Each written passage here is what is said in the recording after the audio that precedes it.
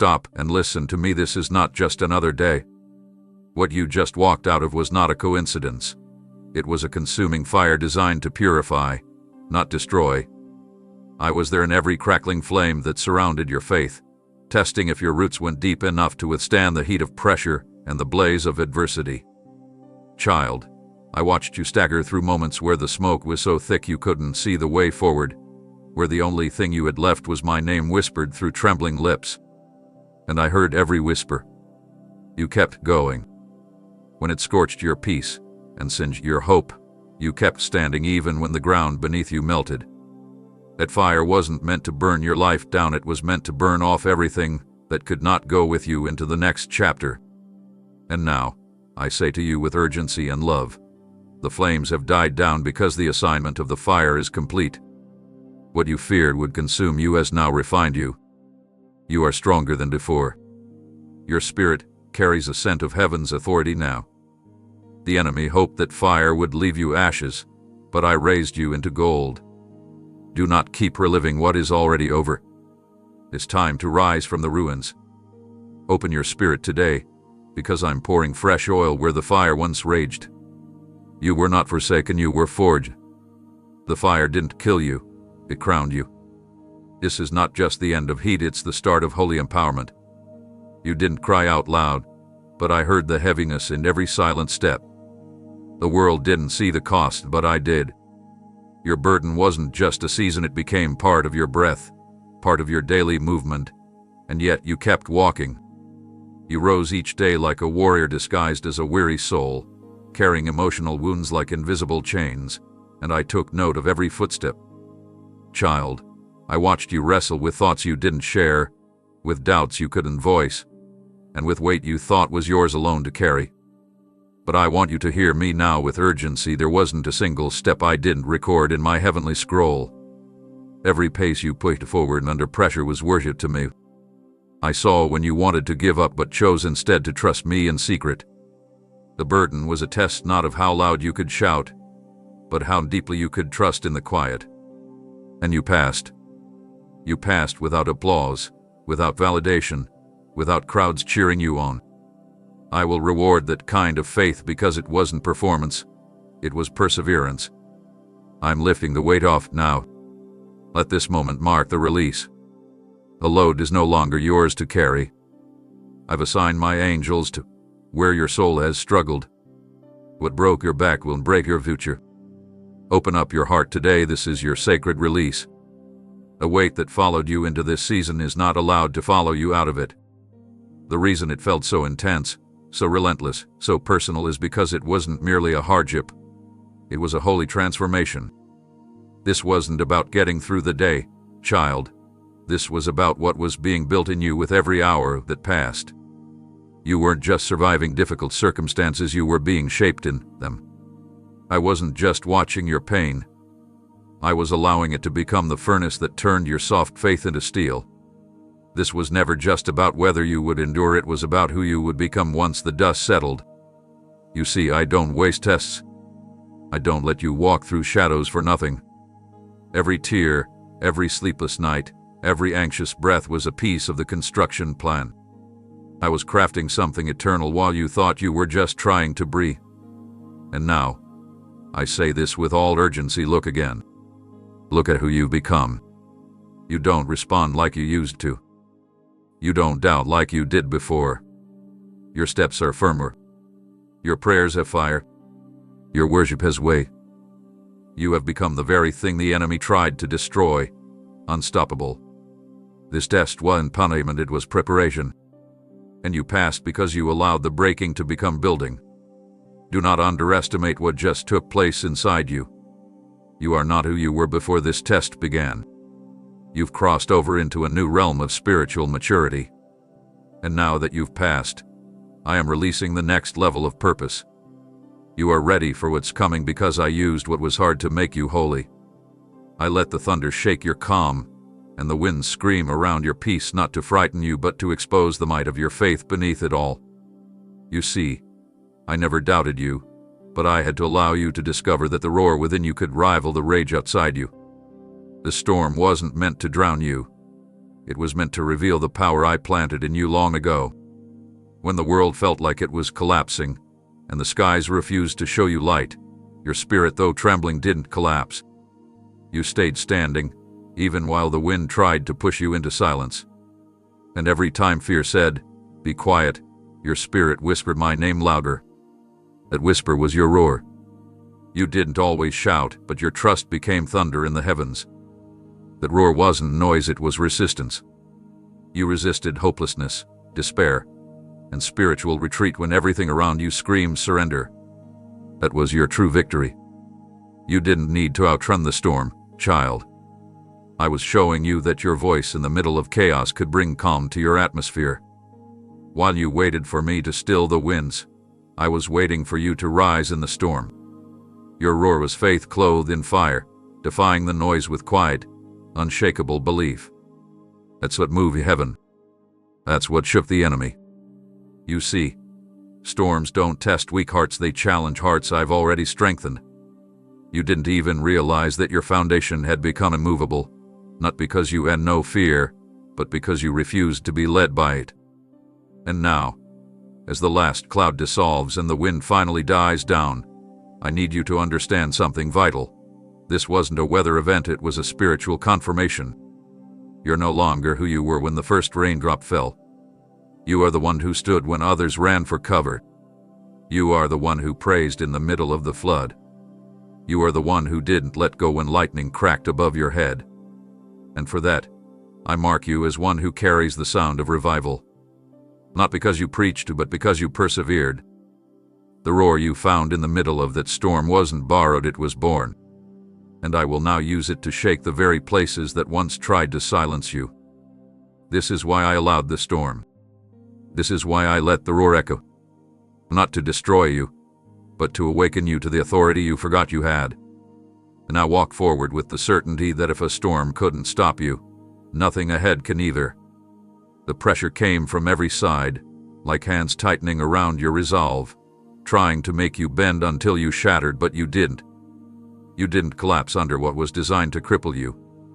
Even when your thoughts warred within, even when fear crawled under your skin and whispered that you were finished, you kept your back straight and your heart open. I watched you sit in moments where silence screamed louder than words, where expectations from others became like chains, and where your own questions clawed at your faith. Yet, you didn't give in to the collapse. That was not weakness, I saw it was power disguised as endurance. Every crack that formed under the strain was a testimony that you were holding something bigger than anyone knew. And you held it with grace. You held it with trembling hands, but you never dropped what I gave you. You could have walked away when understanding felt out of reach, but instead, you walked further into the dark, into the unknown, into the unspoken, and there you found me. And I was never counting how many times you stumbled, I was watching how many times you chose not to stay down. That is what made heaven stand still in awe of your strength. You didn't fold when doors slammed. You didn't fold when betrayal struck without warning. You didn't fold when you had to watch others get celebrated while you stayed hidden. That resistance wasn't accidental, it was spiritual warfare in silence. You made choices in private that protected your calling in public. What others would have forfeited, you covered in prayer. What others would have cursed, you carried with trust. And I need you to know that none of it went unnoticed. I was taking record of every moment you looked like you were on the edge of breaking but still whispered, "Lord, I trust you." That whisper moved mountains. That whisper split heavens. That whisper is why you're still standing while others wonder how. I reinforced your walls when you felt like you were crumbling. I sent strength into your spine when no one was around to hold you. You may not have realized it then, but every time you chose not to fold, you were marking the enemy's failure to destroy you. He tried everything. He used time, people, lack, and disappointment. He threw every storm we had. But your spirit outlasted it all. And now, I stand before you not with correction, but with confirmation. You passed something that was designed to make others quit. You endured what was structured to wear down your identity. You survived what was supposed to make you surrender. And that kind of resilience will be honored by heaven in ways you cannot yet imagine. I will build on this foundation because it is unshakable. I will multiply the strength that was proven under pressure. What didn't break you will now be the reason you break through. There were moments when retaliation sat just beneath your tongue, ready to respond to the wounds they inflicted. When cruelty came clothed in smiles, when betrayal wore the face of friendship, when false accusations tried to poison your spirit, you could have fought back with bitterness. You had every earthly right to strike with the same venom that was hurled your way, but you didn't.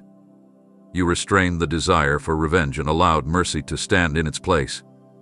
Child, that choice echoed louder than thunder in the courts of heaven. While others looked for weakness in your compassion, I saw the might of my spirit rising in you. You chose love not because it was the easy thing, but because it was the right thing. And it cost you. It cost you the satisfaction of immediate vindication. It cost you the relief of confrontation. It cost you the upper hand in conversations no one else could hear. But that kind of obedience, when no one is watching, carries a fragrance that moves me deeply. You weren't soft, you were strong enough to carry grace into a place that was dripping with offense. Do you realize how rare that is? You loved without agenda. You forgave without receiving an apology. You didn't wait for change to come before you offered release. That is heaven's kind of love, unearned, unlimited, unshakable. Every time you silenced offense, you declared that your spirit was governed by eternity, not emotion. You rewrote the atmosphere in rooms where bitterness was the default response. You turned the tables on the enemy's plan by refusing to mimic his tactics. And in doing so, you gave me access to move in ways that only love can unlock. Don't think for a moment that your gentleness was wasted. I saw when you hugged the ones who hurt you. I saw when you gave your time to those who took from you. I saw when you prayed for those who never once prayed for you. You didn't love out of overflow, you loved from sacrifice. And that's why I am now placing a spiritual mark on your life that no hatred can erase. You passed a test that most never even recognize. You proved that your heart is mature enough to carry blessing without it turning into pride. And because of that, I am opening doors that were locked by offense. I am releasing clarity where confusion was allowed to linger. I am restoring what bitterness tried to block. You didn't just survive betrayal, you purified it with love. And that love is now your weapon. You'll use it to heal places that others can only touch with pain. What tried to corrupt your soul has become the proof that you carry my nature. And I will build through you because you refused to build walls when you could have. You chose the narrow road, and that road leads directly into the center of my promises. There were days when everything in you screamed to escape the chaos, the unanswered questions, the aching loneliness of standing in the middle of a promise that hadn't yet come alive. You watched others walk away, choose comfort over calling, and vanish when the pressure got too real. And you could have joined them. No one would have blamed you. You had valid reasons to give up, strong justifications to walk away, and a heavy heart that begged for relief. But you didn't. You stayed. You stayed not because it was painless, but because you knew I hadn't released you. You stayed in the assignment, in the relationship, in the unfamiliar place where it looked like nothing was moving forward. And that obedience, that painful, quiet, uncelebrated obedience, it shook things in the unseen realm. I saw when your feet wanted to run, but your spirit said, "No, I'm planted here." And that choice became a memorial before me. You stayed when staying made you feel small. You stayed when leaving looked like freedom. You stayed when everything dry in your soul told you there was nothing left to hold on to. But even when you were holding on by a thread, you were still holding me. That's what set you apart. You weren't waiting for signs, you were anchored in my voice. And because you didn't run, I was able to finish what I started in you. Do you realize how rare that is? Most walk away during the final stretch, unaware that their breakthrough was only a few more faithful steps away. But you didn't abort the process. You endured the discomfort of transition. You embraced the unknown. You pressed through the fatigue of unanswered prayers. That's what qualified you for what's being released now. You didn't just pass a test, you mastered a temptation that has derailed many. The temptation to flee, to numb, to disappear. But you chose presence over escape, and now my presence will reward your sacrifice. Staying wasn't a sign of weakness, it was proof of inner strength forged in surrender. And I'm not only honoring your endurance, I'm multiplying the impact of it. You staying didn't just preserve your path, it preserved others who were watching you. They saw your integrity in silence, your tears behind closed doors, your loyalty when no one was loyal to you. And because you stayed, they believed they could, too. What you thought was private pain became public seed. And I am watering every part of your life that felt barren because of what you refused to abandon. This is your appointed time. And you're not just going to recover, you're going to reign. You thought no one heard the shaking in your voice when you whispered prayers through clenched teeth, that your tears disappeared into the night without witness, but I collected every single one. Those were not wasted drops of emotion. They were precious declarations of your faith under fire. They were not signs of your weakness, they were evidences of your war. Each one carried the weight of what you couldn't say out loud, what you couldn't share with others, what only I could understand. You held it all inside with trembling courage, and you poured out your sorrow in moments that felt unseen, but I was there. I hovered in the stillness. I bent low when the world seemed too loud to hear your soul's whisper. I recorded each tear as an offering of trust, an incense that rose higher than 1,000 spoken prayers. Because you didn't cry to be seen, you cried because you still believed I was listening. And I was. When the night stretched on without an answer, when the silence grew thick and you questioned if your pain even mattered, I was counting your cries like treasures. They were more than emotion, they were eternal link written into your story. That's why I need you to understand this now. Those cries were never forgotten. They built something in the invisible realm. They authorized miracles you haven't even seen yet. The pain you felt wasn't just endured. It became the soil for a harvest heaven is now preparing. I've seen people shout with joy and shout in public, but what you did cry in secret and still remain faithful is a level of strength that moves me deeply. That's what makes you unshakable now. You didn't just stand, you wept and still walked. You didn't deny the hurt, you let it leak out in tears while still declaring I was good. And that's what I'm honoring. Not your perfection, not your ability to hide the ache, but your choice to stay close to me when it felt like everything was falling apart. And child, now the season of silent crying is closing. Not because tears are wrong, but because the reason you wept has reached its divine expiration. The sorrow that once soaked your pillow is being exchanged for an outpouring of peace. The same tears that marked your suffering will now mark your joy. This shift is irreversible. And when others ask you how you endured so much and remained so steady, you will point not to your strength, but to those moments in the dark where your tears baptized the altar of trust. What nearly broke you is about to bless you. What soaked your cheeks in pain will now anoint your head with oil. You didn't just cry, you survived the kind of crying that leaves scars on the heart. And because of that, your reward will be rich, layered, and undeniable.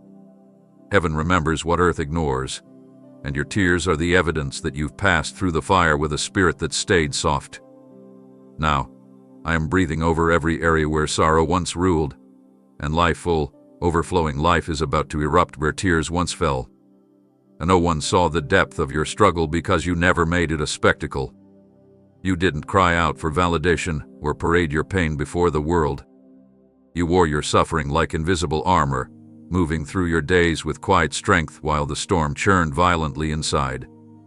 And yet, you never let it show, not because it wasn't real, but because you trusted me more than you needed sympathy.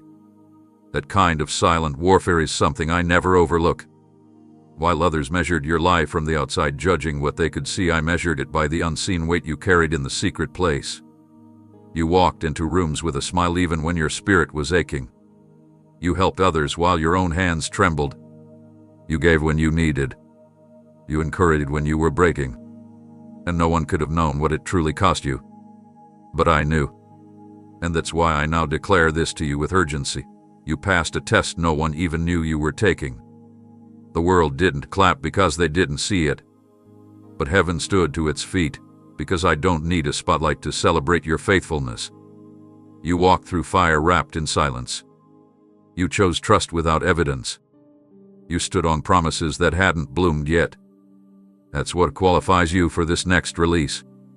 I'm not rewarding you based on public opinion, I'm rewarding you based on hidden obedience.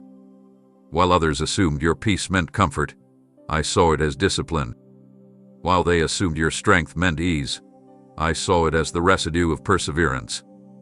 And now, what was private pain is becoming public promotion.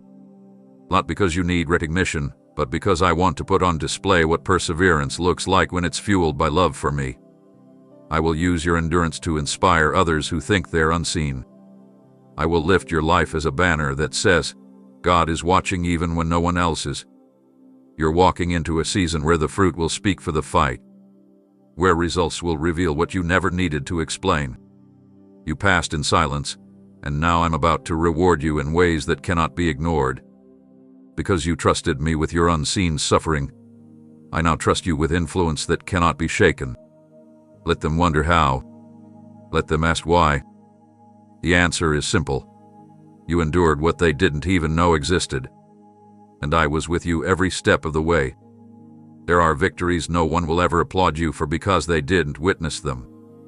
They didn't see you wrestle in the early hours, lying in bed with questions gnawing at your heart and fear tightening its grip around your thoughts. They didn't hear the way your breath shook when you whispered scriptures to yourself just to stay anchored. They didn't see you clench your fists to keep from lashing out, or walk away from conversations where you had every reason to defend yourself but chose peace instead. But I saw. I watched those moments with intensity, because those are the victories that carry weight in eternity. The ones you won without recognition, without credit, without witnesses. You weren't fighting flesh, you were fighting for your soul, for your sanity, for your identity. You were fighting through waves of confusion, standing firm against doubt when it roared like a flood, and shutting down lies that came wrapped in facts. That kind of war doesn't get medals on earth, but in my kingdom, it earns crowns. You didn't crumble under the heaviness of inner warfare. You didn't surrender to bitterness even when it offered relief. You didn't retreat into silence even when the enemy whispered that your voice didn't matter. That's what I call strength, real strength. Not loud, not boastful, but deeply rooted in the refusal to quit when no one would have blamed you if you did. And I want you to understand this clearly. Every unseen battle you won gave me room to work. Every decision to rise again gave me space to breathe into your next step. When others assumed you were just surviving, you were actually conquering things that would have destroyed someone else. You walked with me through valleys they never even knew you entered. That's why I'm calling you trustworthy now. Because you didn't wait for applause to do the right thing. You didn't need a stage to win a war. Your quiet courage has built a legacy that angels marvel at. So don't measure your strength by what others recognize. Heaven knows the weight of what you carried and honors it fully. The ground you've taken in silence is ground I'm about to expand with favor. I am opening new levels not because of what the world saw, but because of what I saw in the hidden places. You weren't invisible, you were invincible in my sight. What you overcame in secret has made you a safe place for my glory to rest. And what was battled in silence will soon bear fruit in ways that speak louder than any words ever could. The weight has been so consistent you almost forgot what it feels like to walk without it. The silence lingered so long you began to wonder if I was still speaking. You've asked again and again, not always aloud, but through your posture, your sighs, your pauses in prayer that stretched longer each time. You carried a question inside your heart like a ticking clock. Is this still the test, or is it just my life now? You were not doubting me, you were trying to understand the assignment when the instructions felt buried in fog. And here I am now, responding not with a delay, not with ambiguity, but with clarity. It is over. What you've been pressing through, waiting for release from, holding out hope would eventually shift. I am declaring it complete. This is not an emotional high or a temporary calm. This is a spiritual announcement. The testing season that wrapped itself around your days is finished.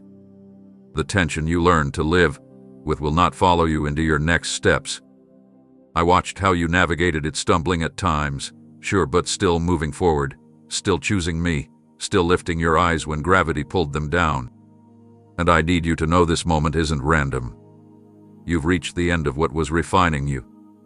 You endured not just to survive, but to arrive here at the border of something new. That ache that lingered in your chest, I'm lifting it. The pressure that sat on your chest like a silent weight, I'm removing it. The constant wondering if you're still in process or being punished, I'm answering that question with a resounding no more. This wasn't punishment. It was placement. I was setting you apart, removing distractions, teaching your spirit to hear me in ways it never could have before. And now that the process has matured you, now that your trust has grown roots even in dry ground, I declare that the season of refinement is over. I'm not extending this test. I'm not asking for more proof.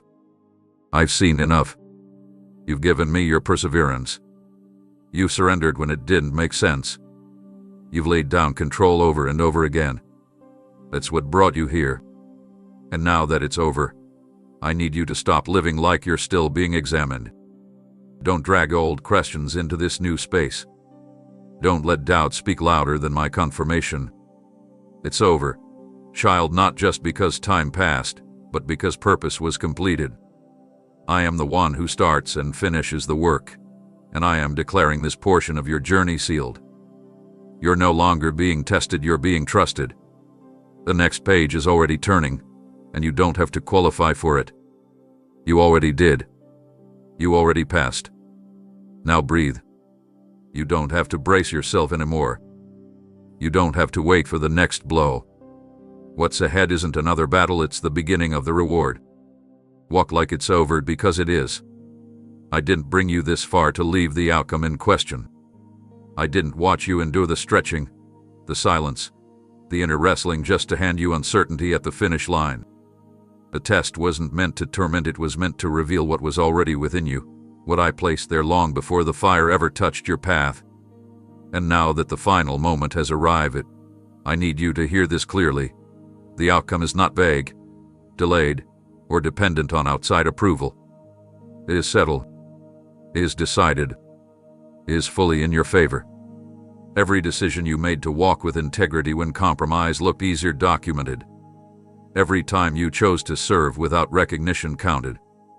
Every quiet surrender when you could have resisted marked. These were not random acts of obedience. They were the very evidence heaven required. You didn't just pass by surviving, you passed by transforming. You weren't meant to be perfect, you were meant to be faithful. And you were. You may have felt like you stumbled more than you soared, but what I saw was a heart that refused to quit.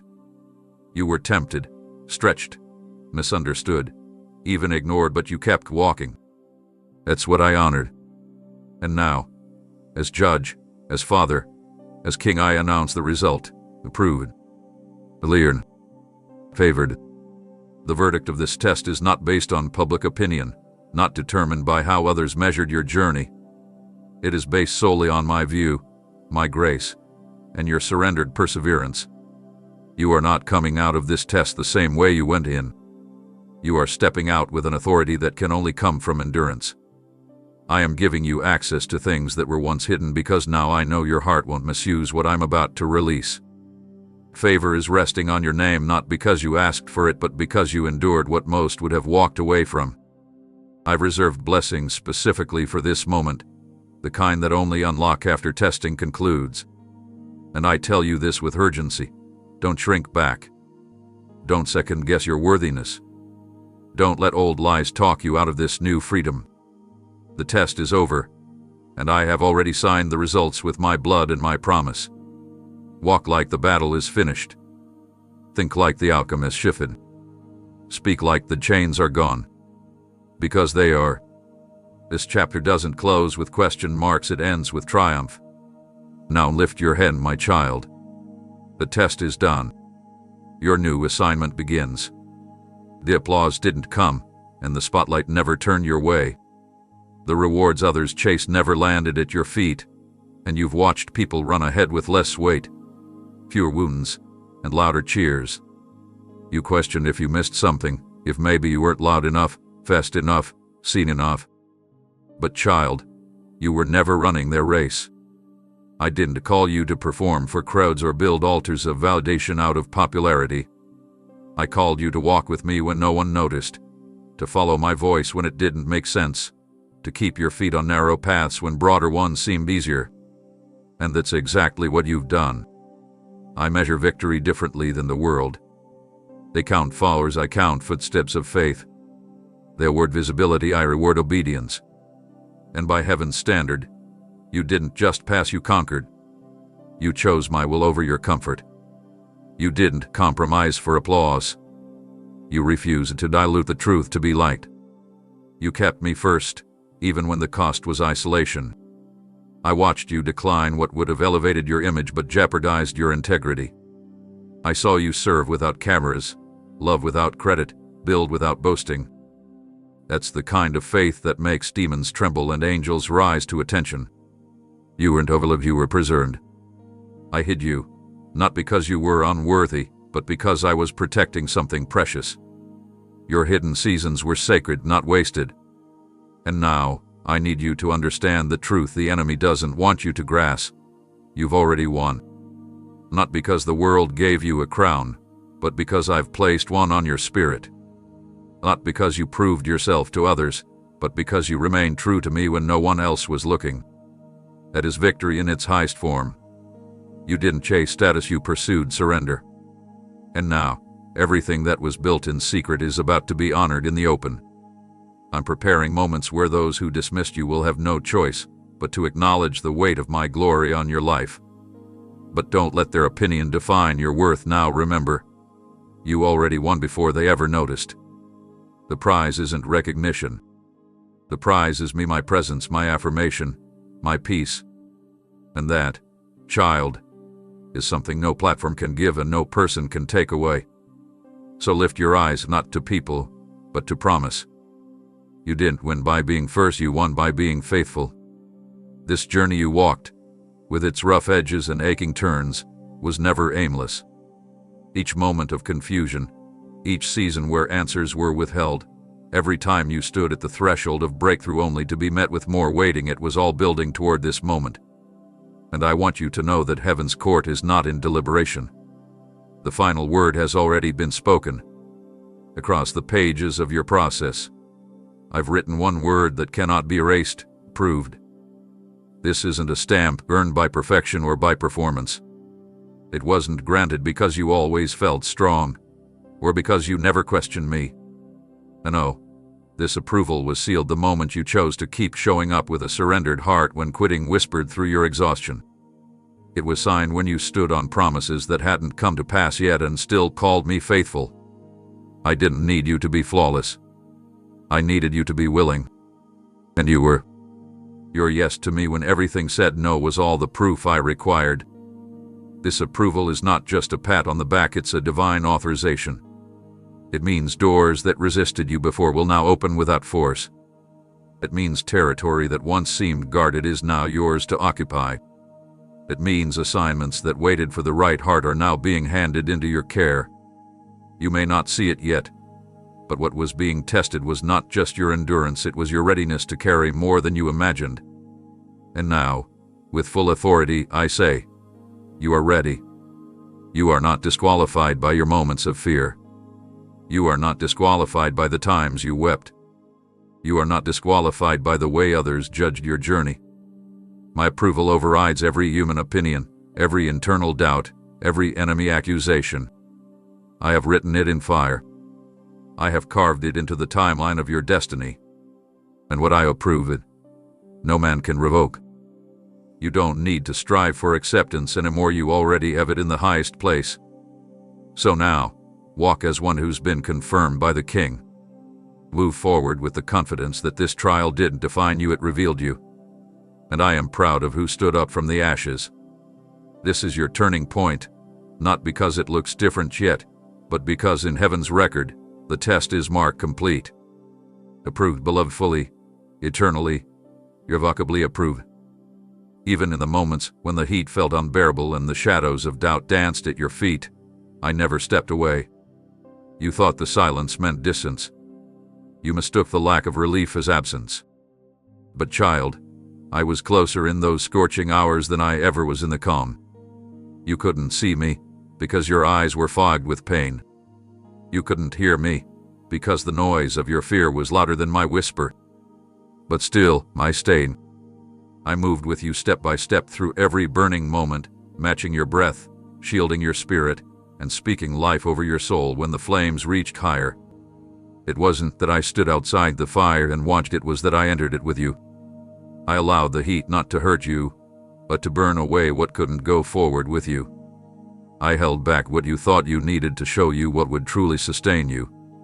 And I stayed not distant and cold, but near and burning with love. Every time your strength began to fade, I released grace into your bones. Every time fear tightened around your resolve, I breathed courage into your lungs. You were not surviving that season alone, you were accompanied, carried, covered. And now I want you to see the truth of it. You were never forsaken. The fire may have touched your surroundings, but it never touched your spirit, because I was there forming a barrier no eye could see. That's why you didn't fall apart. That's why your mind didn't collapse under the weight. That's why your heart, though bruised, kept beating with hope. Because I stood between you and every flame. And I'm still here. I didn't walk with you just to disappear now.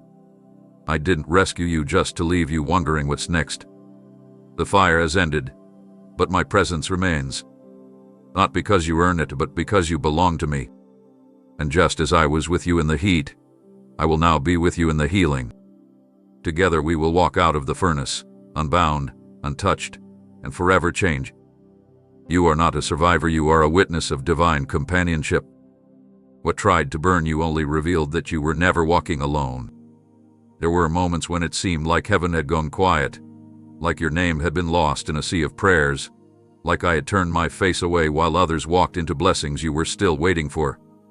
You watched people be seen while you remained hidden. You saw doors open for those who doubted me, while you stood faithfully outside gates that wouldn't budge. And though you didn't say it out loud, the thought echoed in your heart more times than you can count. Have you forgotten me? But child, while your heart wrestled with invisibility, I was working behind the veil. I wasn't ignoring your situation. I was preparing your elevation in secret, building a platform of restoration so complete, so undeniable, that when it's revealed, there will be no question who did it. I wasn't punishing you with delay, I was aligning things so perfectly that even your past pain will make sense when you see what it gave birth to. While others dismissed your name, I was engraving it on doors no man can shut. I was setting the stage for a moment not just of relief, but of vindication, where those who overlooked you will have to acknowledge the grace on your life.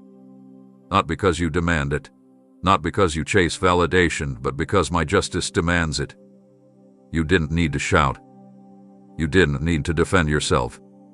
You kept walking when your character was questioned. You kept sowing when it looked like no harvest was coming. You stayed silent when others twisted your intentions.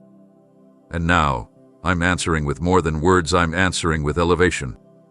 The kind that comes when I place my hand on you in public after watching your surrender in private. This is not about proving others wrong, it's about proving that I never left you for a second. Your name was never buried. It was being saved for a moment such as this. Now the doors are opening not just to bless you, but to reveal that you were never forgotten, only reserve. The waiting wasn't punishment. It was precision. And now the timing is perfect. Watch what I do next. When the stillness stretched long, and your prayers felt like they dissolved into empty air, I was not absent, I was crafting something deeper than noise could offer. You mistook my quiet for distance, but it was actually strategy. There are things I can only develop in you when the volume of the world has faded and you're forced to lean in, not with your ears, but with your spirit.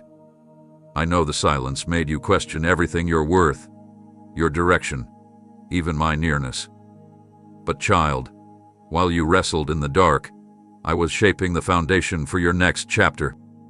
I wasn't ignoring you. I was inviting you into a level of intimacy that doesn't depend on instant answers. I wanted to teach you that my love isn't proven by how loud I speak, it's revealed by how present I am even when I say nothing. Think back. In the stillness, you learned to notice the small movements, the nudges, the holy tension in your chest when something wasn't right. You learned to discern what was me and what was noise. You learned to breathe deeply even when clarity didn't arrive. That's not abandonment, that's maturity. I allowed the silence because I knew what it would produce. And what you don't yet realize is how much stronger, wiser, and more sensitive to my presence you've become because of it. You no longer chase signs, you wait on my spirit. You no longer react to pressure, you respond to peace. And that shift didn't happen in noise. It was born in quiet. Now that the preparation has done its work, I'm beginning to speak again, but you will notice it's different now. What once needed thunder, you'll now hear in a whisper. What once took signs, you'll now sense in stillness. Because the silence wasn't a delay in your journey, it was the deepening of your discernment. I quieted the surroundings so I could awaken your inner hearing. And now that you've passed that sacred silence, I'm releasing clarity. Not all at once, but just enough to keep you walking closely. You're no longer the same child who feared the quiet. You're the one who knows I speak loudest when the world is quietest. And now, I'm leading you forward, with precision born in the silence we shared. You didn't just reach the end, you crossed into something higher. The struggle wasn't merely to bring you out. It was to bring you up. This wasn't survival for survival's sake. Every crushing moment, every sleepless night, every time your heart broke open and still chose to believe, those were not just passing trials. They were divine steps in a sacred ascent. And now, as heaven closes the chapter of testing, what opens before you is not a repeat, not a reset, but a release into glory that only comes to those who have endured what most would run from. I am not bringing you back to where you started. I'm advancing you to places you couldn't have reached without this path. You've graduated not by ceremony, but by fire.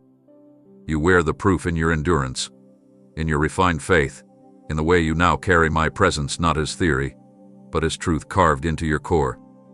You didn't walk through this to remain the same. You walked through it so that when I lift you, nothing can shake what's built beneath you. This new level of glory isn't just about favor, it's about weight. The weight of influence, the weight of wisdom, the weight of authority, because now you know me not just as rescuer, but as companion in the valley. You know how to hear me in pain, how to trust me without signs, how to wait even when the timeline breaks your understanding. That's what I needed you to learn before I gave you more. And now, with those lessons etched into your spirit, I can entrust you with the next measure of my glory. Doors are going to open that were once sealed. Revelation will flow with ease where confusion once reigned. But don't forget, this is not a reward for strength. This is a promotion because of surrender. You let me work in the depths, and now I will exalt you in due time. This graduation is not marked by applause, it's marked by anointing. You are stepping into realms where grace flows like rivers, and heaven's assignments carry your name. Not because you passed with perfection, but because you let the test make you more like me. You didn't just finish, you became. And now, I release you into glory that cannot fade. This is not the season to justify what I've already affirmed in you. You've spent enough time trying to hold your place while the enemy whispered lies that made you second-guess what I put inside of you. But now, everything has shifted. You are no longer being weighed to determine your worth, you are now being positioned to carry out what I've already settled in heaven. The proving season was necessary, but it's behind you. The days of explaining yourself, questioning your progress, or wondering if you've done enough, they are over. You are no longer a candidate being evaluated. You are my chosen being established. What you thought were delays were actually layers of strength being added to your foundation. I let certain doors stay shut not because you weren't worthy, but because the moment wasn't ripe enough to hold what I intended to release through you. But now the timing aligns. The vindication match the preparation. And the zone you're stepping into doesn't ask you to strive, it asks you to walk with authority. This zone isn't driven by hustle, it's guided by presence. You will find things accelerating without the pressure you once felt to force them. Where you used to plead, you will now declare. Where you used to feel overlooked, you'll now be entrusted. And the confidence I'm releasing in you isn't arrogance, it's clarity. It's the peace of knowing you're no longer trying to be seen. You're responding to my call. This promotion won't look like others expect. It may not come with titles or stages or crowds, but it will come with impact that cannot be denied. You'll see people shift because you showed up. You'll notice rooms feel different because your spirit carries what was cultivated in the crushing. And because you endure when it felt like you had no audience, I now trust you to carry influence without idolizing it. You won't be moved by applause or shaken by criticism, because you learned how to move with me when no one was watching. This zone is yours not because you demanded it, but because you became the version of you I always saw. So move forward, not with hesitation but with holy boldness. The proving is done. The doors are open. And I'm walking you into everything that's already been stamped with your name. You've stood before that threshold long enough, knocking with hope even when your hands felt bruised from the waiting. You've spoken my promises over it, fasted through the silence it held, and cried in front of it when you feared I hadn't heard your persistence. But I want you to listen with your spirit now. This door, the one that seemed sealed, is no longer under the authority of delay. I've watched the way you didn't walk away even when the stillness around that promise tempted you to give up. I took note of how you didn't try to force it open in your own strength. You didn't manipulate. You didn't strive. You simply remained at the doorstep of my will, waiting with a heart that stayed tender, even when answers felt far off. That posture, one of expectancy, not entitlement, is what moved my hand. You see, there are some doors I keep closed not to punish you, but to prepare the path behind them. While you waited on the outside, I was reordering what was happening on the inside.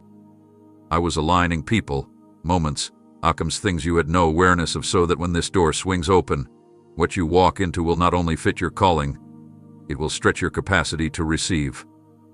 I delayed the opening not because you weren't worthy, but because what's behind it needed to match the depth of what I've grown inside you. You are no longer the same person who first knocked. You are more rooted, more refined, more ready. And now the spiritual locks are undone. The delay has expired.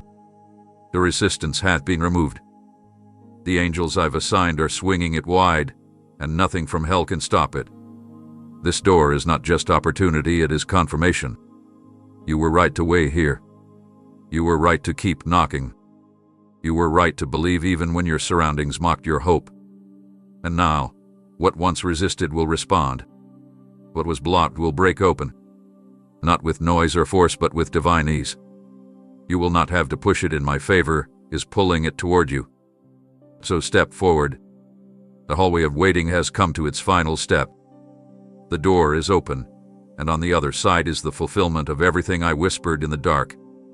Walk through it, child, not as a beggar, but as the one I've been preparing for this exact moment.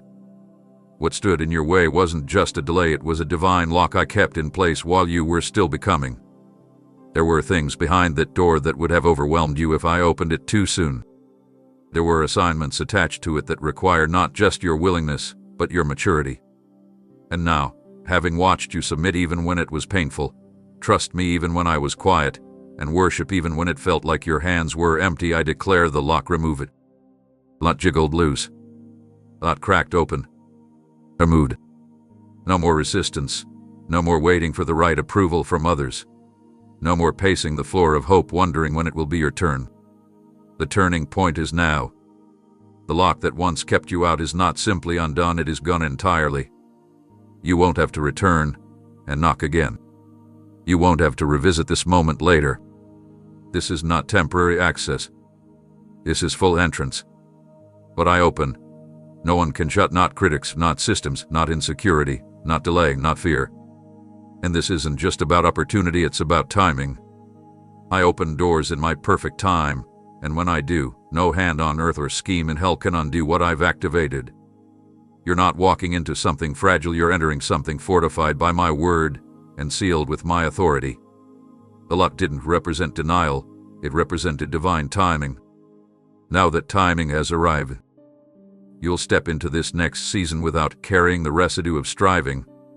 You won't have to push your way through with explanations or credentials. You will walk in as one who was always meant to be there. Because when I open a door, I don't just give you space, I give you security. You won't fear losing it, because you didn't gain it through effort. You gained it through surrender. That's what makes this moment different. You're not trying to prove anything, you're moving in what I've already confirmed.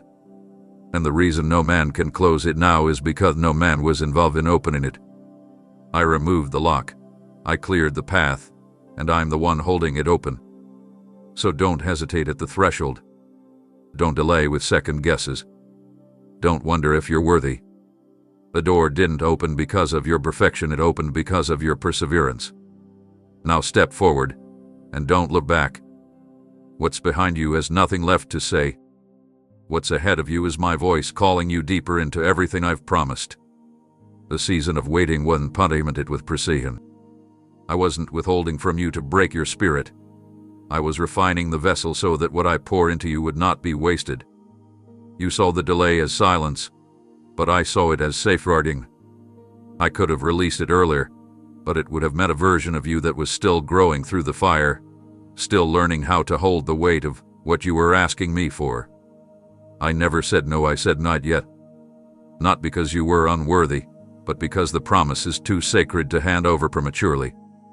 What you didn't see in those waiting hours is how heaven moved around you, doors realigned, people repositioned, timelines adjusted, atmospheres shaped because I wanted the reward to meet the right you. And now, with urgency written in my breath, I declare it is time. The delay has completed its assignment. You are not the same person who stood in front of me months ago, asking through tears why things hadn't shifted. You have become more anchored, more refined, more aware of my voice in ways delay taught you to recognize. That's why the release now will not crush you, it will carry you. This is not a partial blessing. This is a full release of what was once reserved. The doors you thought were locked weren't barriers, they were gates of timing. I have waited for the appointed moment, and that moment is no longer coming. It has arrived. You will now begin to see sudden answers flow in places where resistance lived. The dry soil of your past season is breaking under the pressure of coming rain. It will feel like acceleration, but it is not random speed, it is the alignment of all things catching up to my timing. The reward is not simply for enduring delay, it is for growing in it. And now, I will reward not just your patience, but your posture. You didn't grow bitter, you grew deeper. You didn't abandon the process, you surrendered more fully to it. That's why this release will not just satisfy, it will surprise. You won't just see doors open, you'll find yourself walking through them with grace that others won't understand. Because what you're receiving is not man-made favor. It is heaven's response to a heart that chose me over immediacy. Now take this word seriously. The wait is over, and the reward has been released. Not just to bless you, but to reveal that every delay had a design.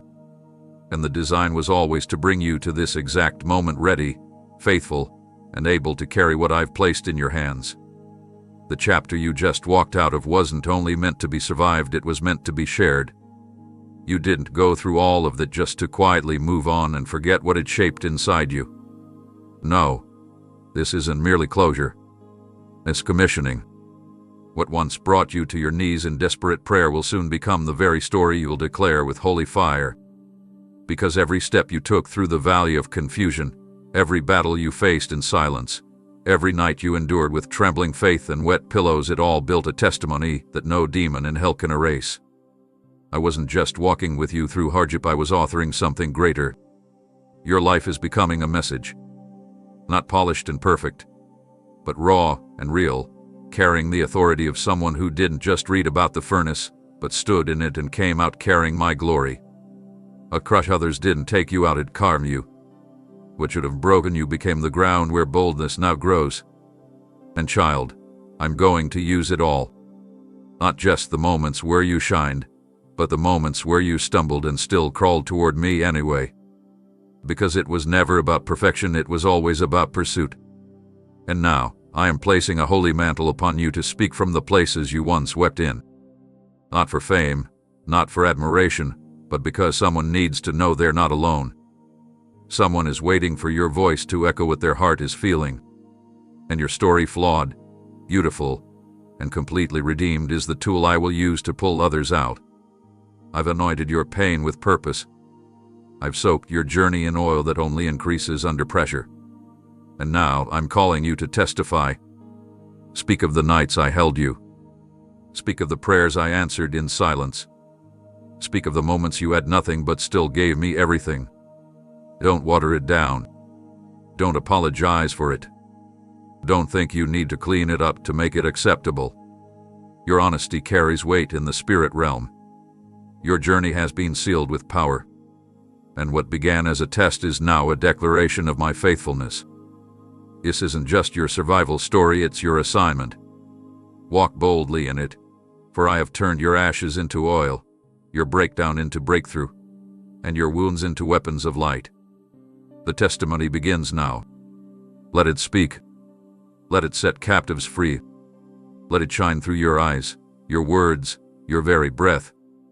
Because you didn't just endure the fire, you carry its glory now. This was never just about you making it out alive, it was about me giving you something in the fire that others need in their furnace. What I placed inside of you while the world was quiet and the pressure was loud is not just for your healing, but for the healing of multitudes. You didn't realize it, but your endurance was birthing a river of restoration, a stream that will now begin to flow from your testimony and touch those who have been dying in silent battles you've already overcome. What once made you weep will now make others rise. The very chapters you thought disqualified you are the ones I've anointed for breakthrough. Because now you carry more than experience, you carry oil. Well formed from long nights, from private surrender, from trusting me in places that left your heart raw and bleeding. And child, I never let a tear fall without intention. I caught every drop and mixed it into a balm for someone else's deliverance. You see, when you speak, it won't just be words. It'll be authority. It'll be the sound of chains breaking, not because you studied it, but because you survived it. That's why I kept you. That's why I shielded your mind when it felt like it was unraveling. That's why I whispered when the silence screamed.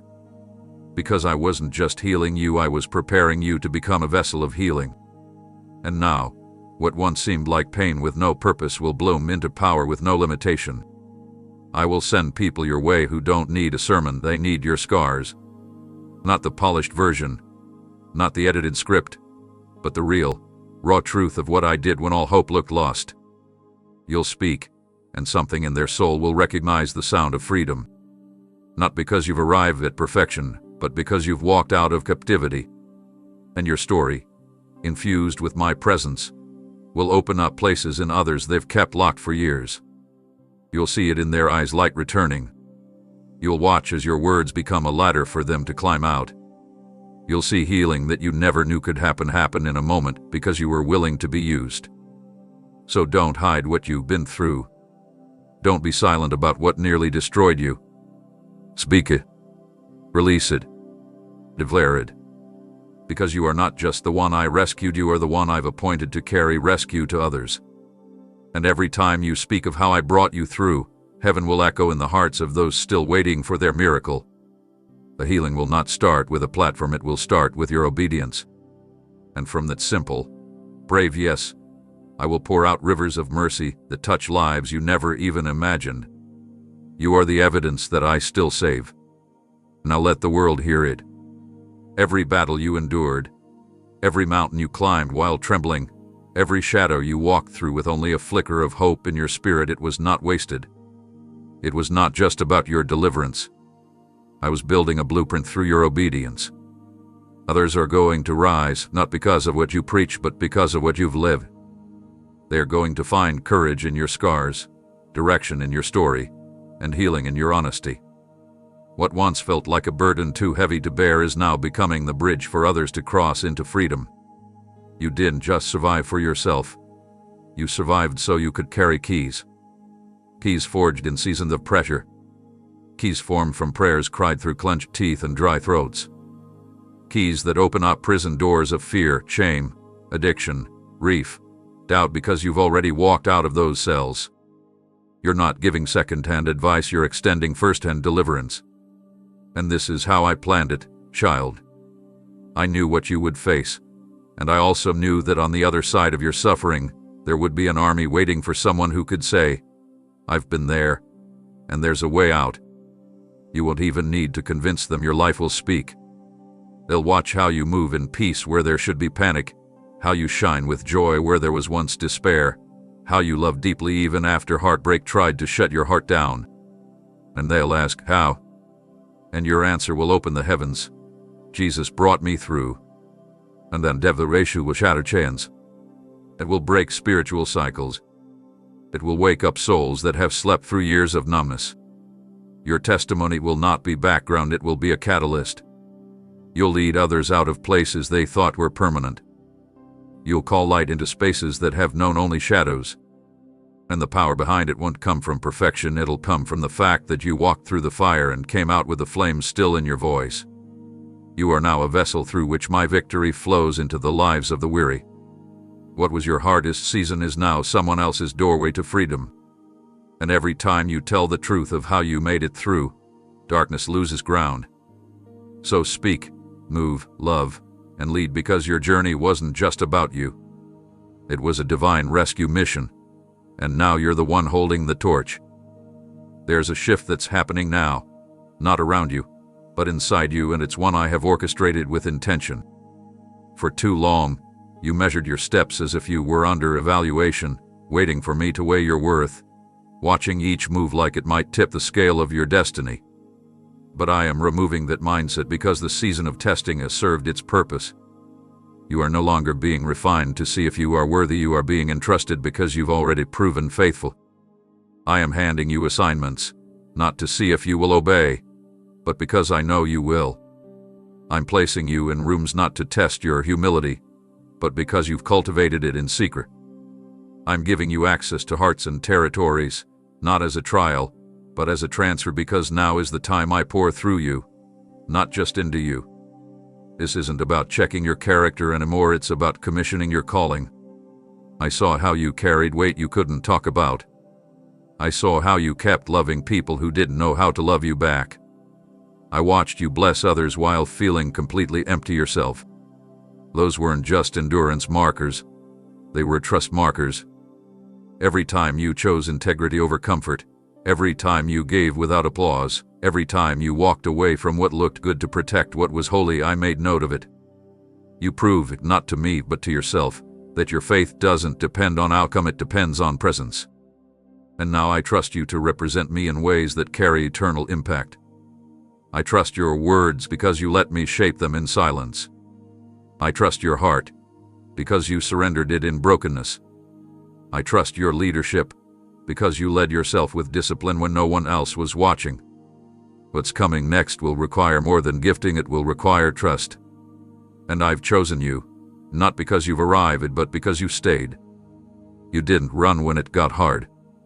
You didn't abandon your post when others questioned your assignment. You didn't let discouragement write your identity. You held your ground. You worshipped with trembling hands. You showed up when it didn't make sense. And now, I say clearly, I trust you. With influence. With healing. With my people. With Wade. With words. This trust isn't earned through perfection, it's proven through perseverance. And you have passed every threshold.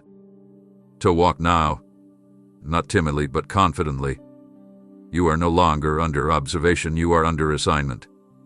The mantle has shifted, and I am with you in power. When others only measured progress by platforms or applause, I was watching what you did in the quiet, in the corners where no one clapped and no spotlight followed. I observed how you remained consistent when resources ran low, when opportunities dried up, and when encouragement was scarce. You didn't wait for abundance to be faithful, you gave generously from your lack. You didn't hold back obedience until conditions were favorable, you obeyed even when it cost you deeply. That's what moved me. I wasn't waiting to see how you respond to overflow. I was studying how you treated the little you had, your time, your energy, your faith, and how you still poured it out with love, joy, and trust. That kind of stewardship reveals your heart, and your heart revealed your readiness. You didn't grow bitter when overlooked. You didn't compromise when no one was watching. You didn't despise the days of small beginnings, you honored them with excellence. And now, as the season turns, I am pouring more into your hands. Not as a test, but as a trust. More influence, because I saw how you served the few. More vision, because you remained clear when all felt foggy. More responsibility, because I know you carry me well. I'm not handing you more to overwhelm you, but to establish what's already been built inside. What you're stepping into is not just promotion, it's proof that what you carried in obscurity carries the weight to shape history. I can trust you not to idolize increase because you already surrendered success to me when it was just seeds in the soil. You didn't chase the harvest, you remain rooted. And now the fruit will come, not as a surprise, but as the next chapter of your surrender. The increase is not the reward that trust is.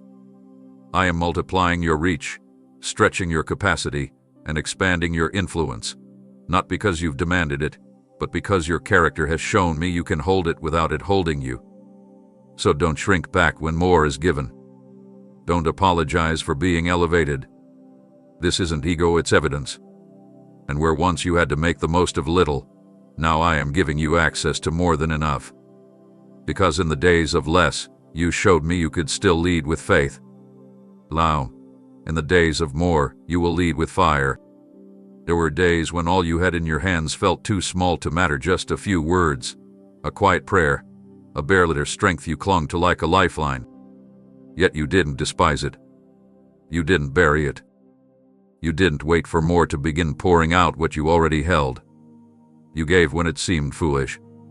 You served when it felt like no one saw. You stood on promises when they looked too distant to ever come near. I was watching the way you handled what others might have overlooked, the way you honored the moments of obscurity, the way you managed the assignments no one celebrated, the way you nurtured relationships, responsibilities, and callings that seemed small in the eyes of the world. And I say this now with all of heaven as witness. You passed the test of stewardship, not by doing everything right, but by doing the right thing when it didn't seem to make a difference.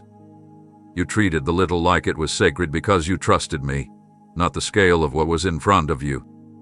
And that trust has opened the floodgates. I am releasing much into your life not because of demand, but because of devotion. You proved that your heart would not shift with increase, that your purity wasn't circumstantial, that your motives wouldn't be swayed by what you could gain. And now I am entrusting you with more. More territory. More responsibility. More influence. More insight. Not to overwhelm you, but to honor what you have built with me in private. This more isn't a reward, it's a response. You created a space that I now choose to fill, because I saw how you prepared even when the room looked empty. Others looked for immediate fruit, you focused on deep roots. Others reached for recognition, you reached for me. And now, you will hold what I've had reserved. The much I give you will not come with striving. It will come with peace, because it will be tailored for your soul, designed around the exact grace I've grown in you through the seasons of little. So do not fear this increase. You're not an imposter here. You were always meant to walk in this place. I saw it from the beginning, and I knew if you could be trusted with little, you'd carry much with reverence. And now, the day has arrived. Step forward not as one hoping to earn, but as one ready to carry. The small has passed, a much has come, and I am with you in it. What you endured wasn't about breaking you, it was about revealing you. The fire wasn't designed to destroy, it was meant to refine and confirm what I already knew was inside you. I allowed the pressing, not as punishment, but as preparation.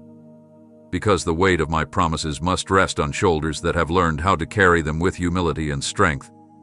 Many can celebrate in the light, but few are shaped well enough in the hidden place to not lose themselves once the doors swing open.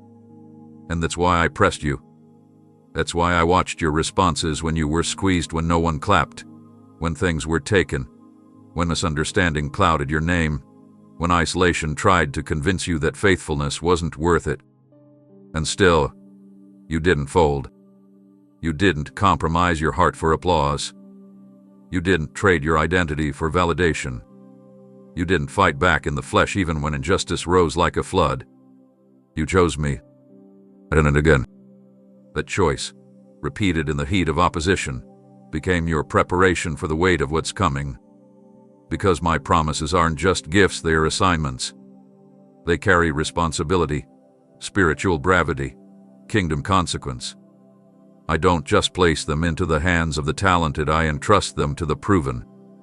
And child, you have been proven not in perfection, but in persistence. You chose integrity when it was inconvenient. You chose forgiveness when bitterness felt justified. You chose stillness when your flesh wanted retaliation. That is why I'm lifting you now, not for show, but for stewardship. I can trust you not to waste what I've prepared. I can trust you not to lose yourself in the magnitude of the blessing. Because your strength isn't built on public applause, it's rooted in private surrender. And that's the kind of character that can stand on the platform of my promise without crumbling under it. What's coming next will be light, it will carry impact. But you are ready, not because you feel strong, but because you've been shaped to remain. The pressure revealed what I've built into you, and now the doors will open, not because you forced them, but because you're prepared to walk through them with me at the center.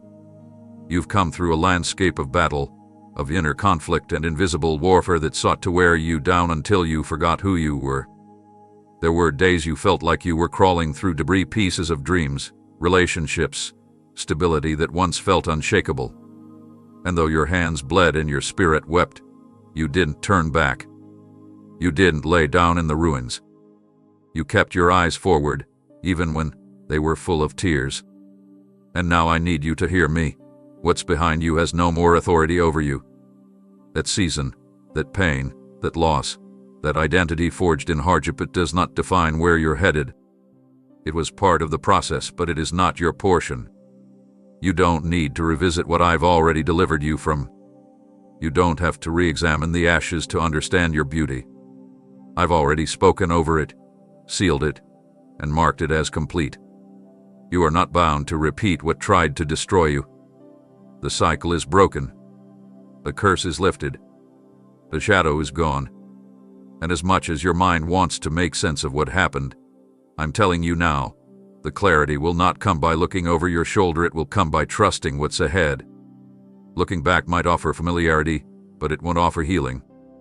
I've already extracted the oil from the grave. I've already brought life from the death. Now I'm asking you to walk with boldness, knowing that forward is your only direction. What seemed like a grave was actually a garden, and I've already begun to bloom something new in you. But you must stop rehearsing the scenes of sorrow. Stop replaying the words that wounded you. Stop entertaining the weight of guilt over what you couldn't control. That part of your story served its purpose, it brought you here. But now it has no right to follow. I am doing a new thing, and it cannot coexist with old regrets. Your feet are standing on new ground. And while the past will try to pull your gaze backward, my voice is calling you higher. You don't need what you left behind to fulfill what I'm leading you into. Keep your eyes ahead. What broke you before will not meet you again. The fire is out. The chains are off. The road is open. Now walk in the freedom I paid for, and do not turn around. There were moments you wanted so badly to defend your intentions, to correct the false narratives, to stand in the middle of the misunderstanding and say, "That's not who I am." You felt the sting of being misread, of being reduced to someone else's opinion, of being weighed by the perception of people who never truly saw your heart. And you carried that pain silently, wondering if the truth would ever rise above the noise. But I want you to know now, I've been listening not just to what was said about you, but to what you didn't say in return. I saw you hold your tongue when you had the facts. I watched you choose restraint over retaliation. I witnessed your heart break under the weight of misjudgment, and still you chose mercy.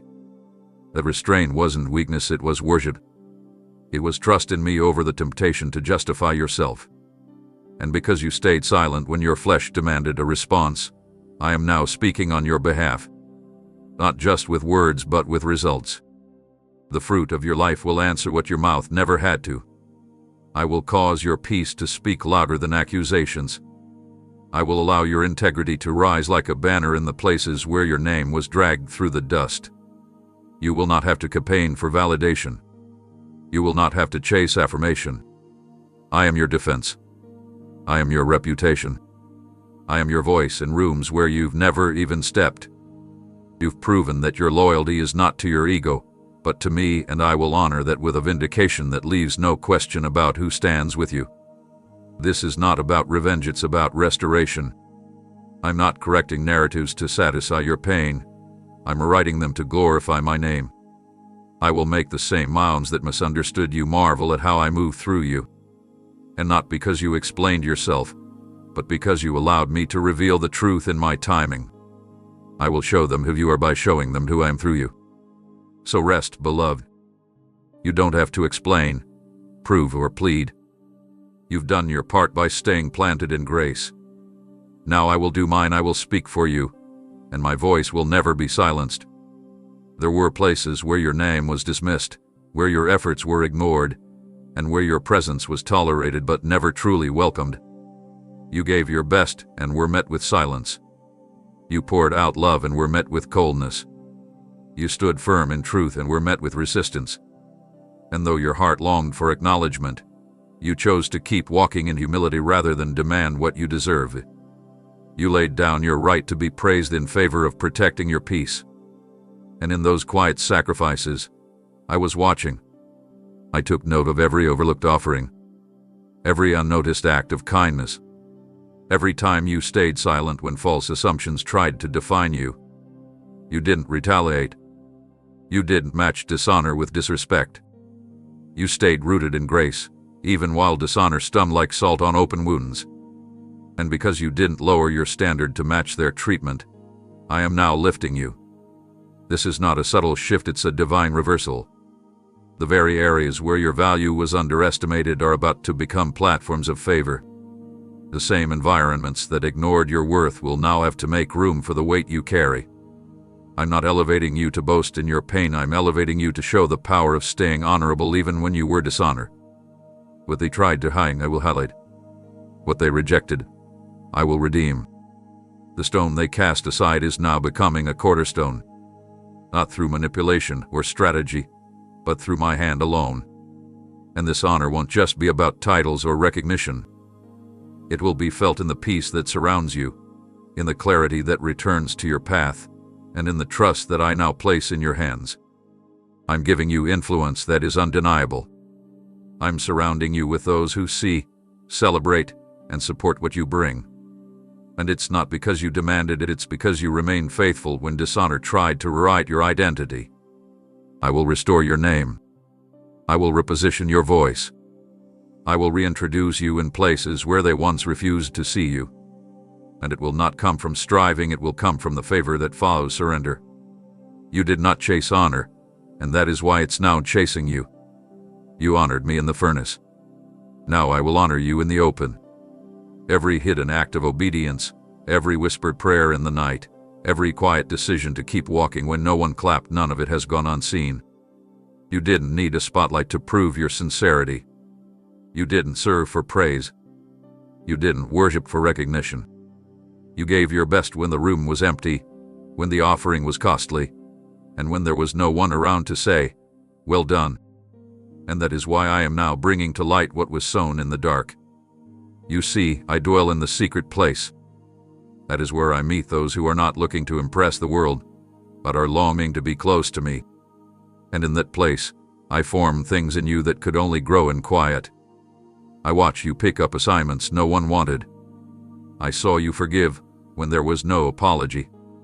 I saw you give when you barely had enough for yourself. That kind of obedience is sacred to me. You didn't do it for man, and that's why man could never reward you properly. But I can, and I will. I'm not bringing you visibility to inflate your ego, I'm doing it to amplify my glory through your life. You become a reflection of my heart, not just because of your gifts, but because of your surrender. And now, I am making space for your voice. I'm opening platforms not because you demanded them, but because your hidden life proved your readiness to carry the weight of influence. You didn't chase exposure, you chased me. And now I will bring exposure that doesn't corrupt, but confirms. I will highlight what you've built with integrity. I will shine light on what you stewarded with care. And you won't have to force your way into visibility, it will come to you, carried by favor, saturated in peace. I'm raising you up not to showcase a brand, but to release a message. A message that says faithfulness in the hidden place is never in vain. A message that shows others what it looks like to be formed by fire and still shine with grace. So when the doors open and the light hits your life, remember this: it's not about being seen. It's about being sent. You're not stepping into fame. You're stepping into fulfillment. The secret place is still your home. The spotlight is just the tool. And what I'm doing through you now is the result of what you did when it was just you and me.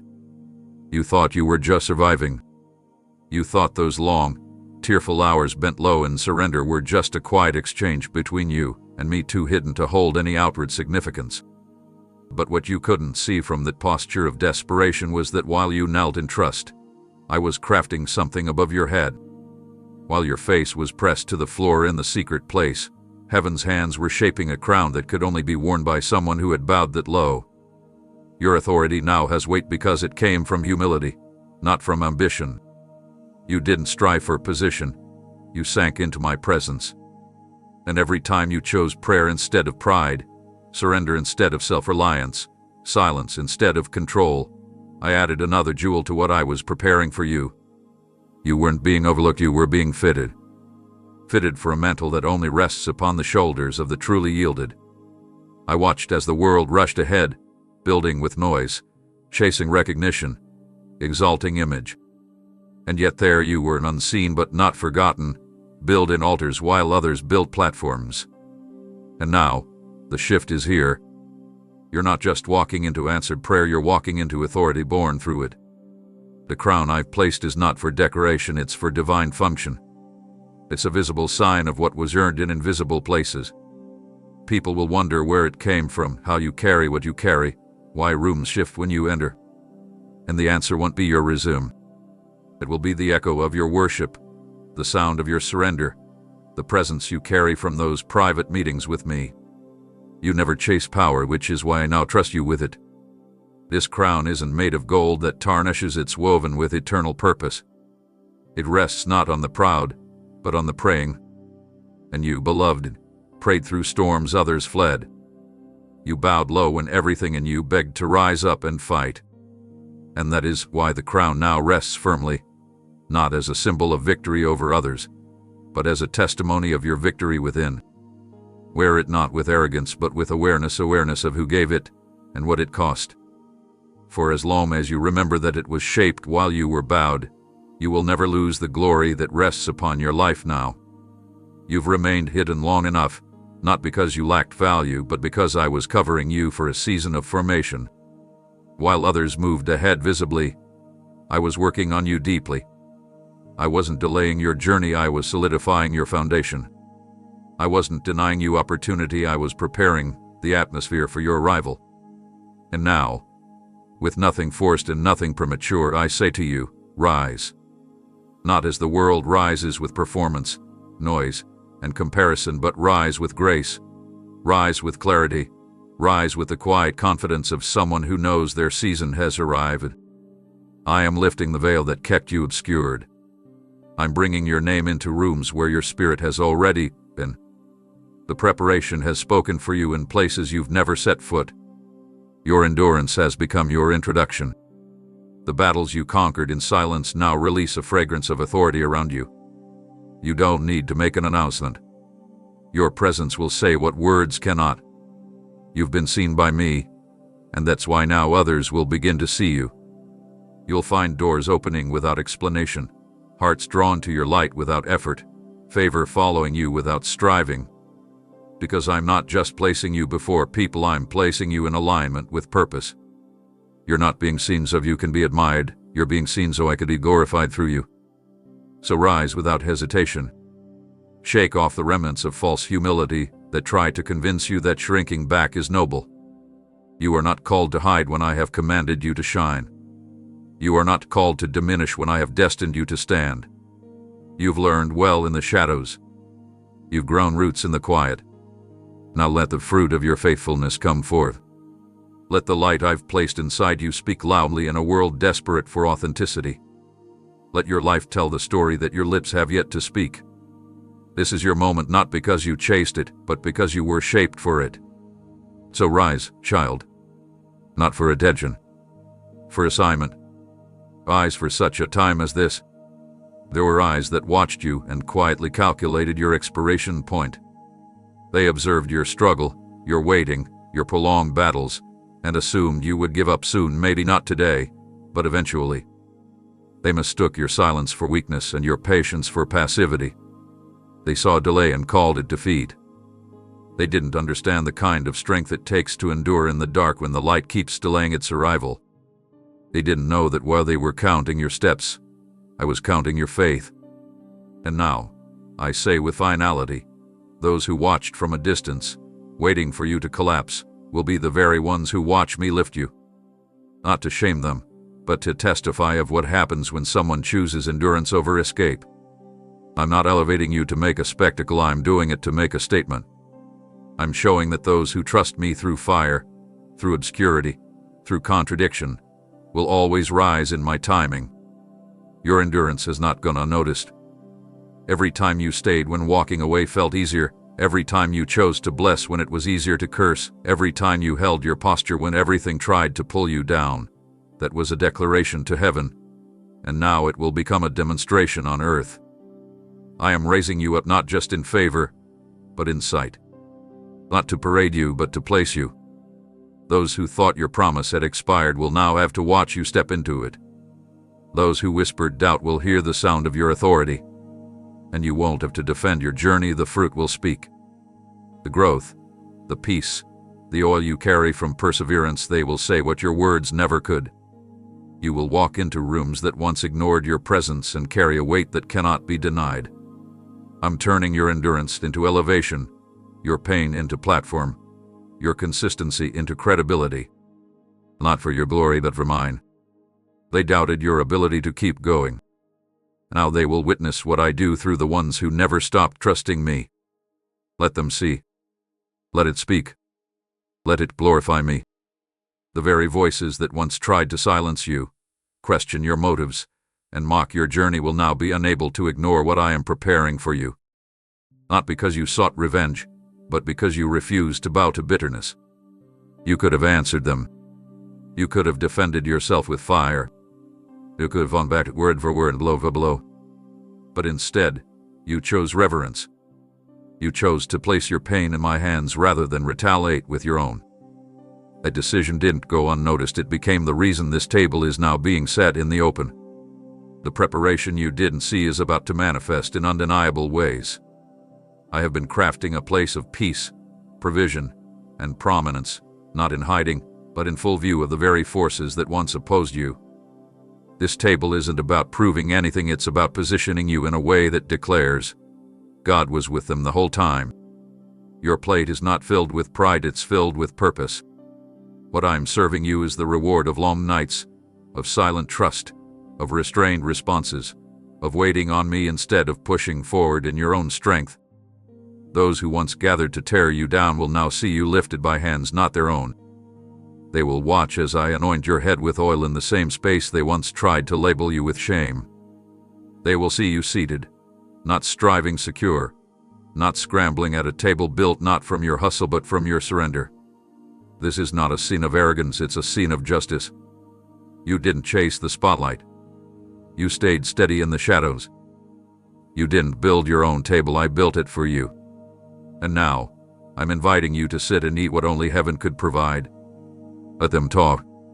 Let them watch. Their words have no power over what I have established. The meal in front of you is nourishment for the next chapter. The oil being poured is not for show, it's for service.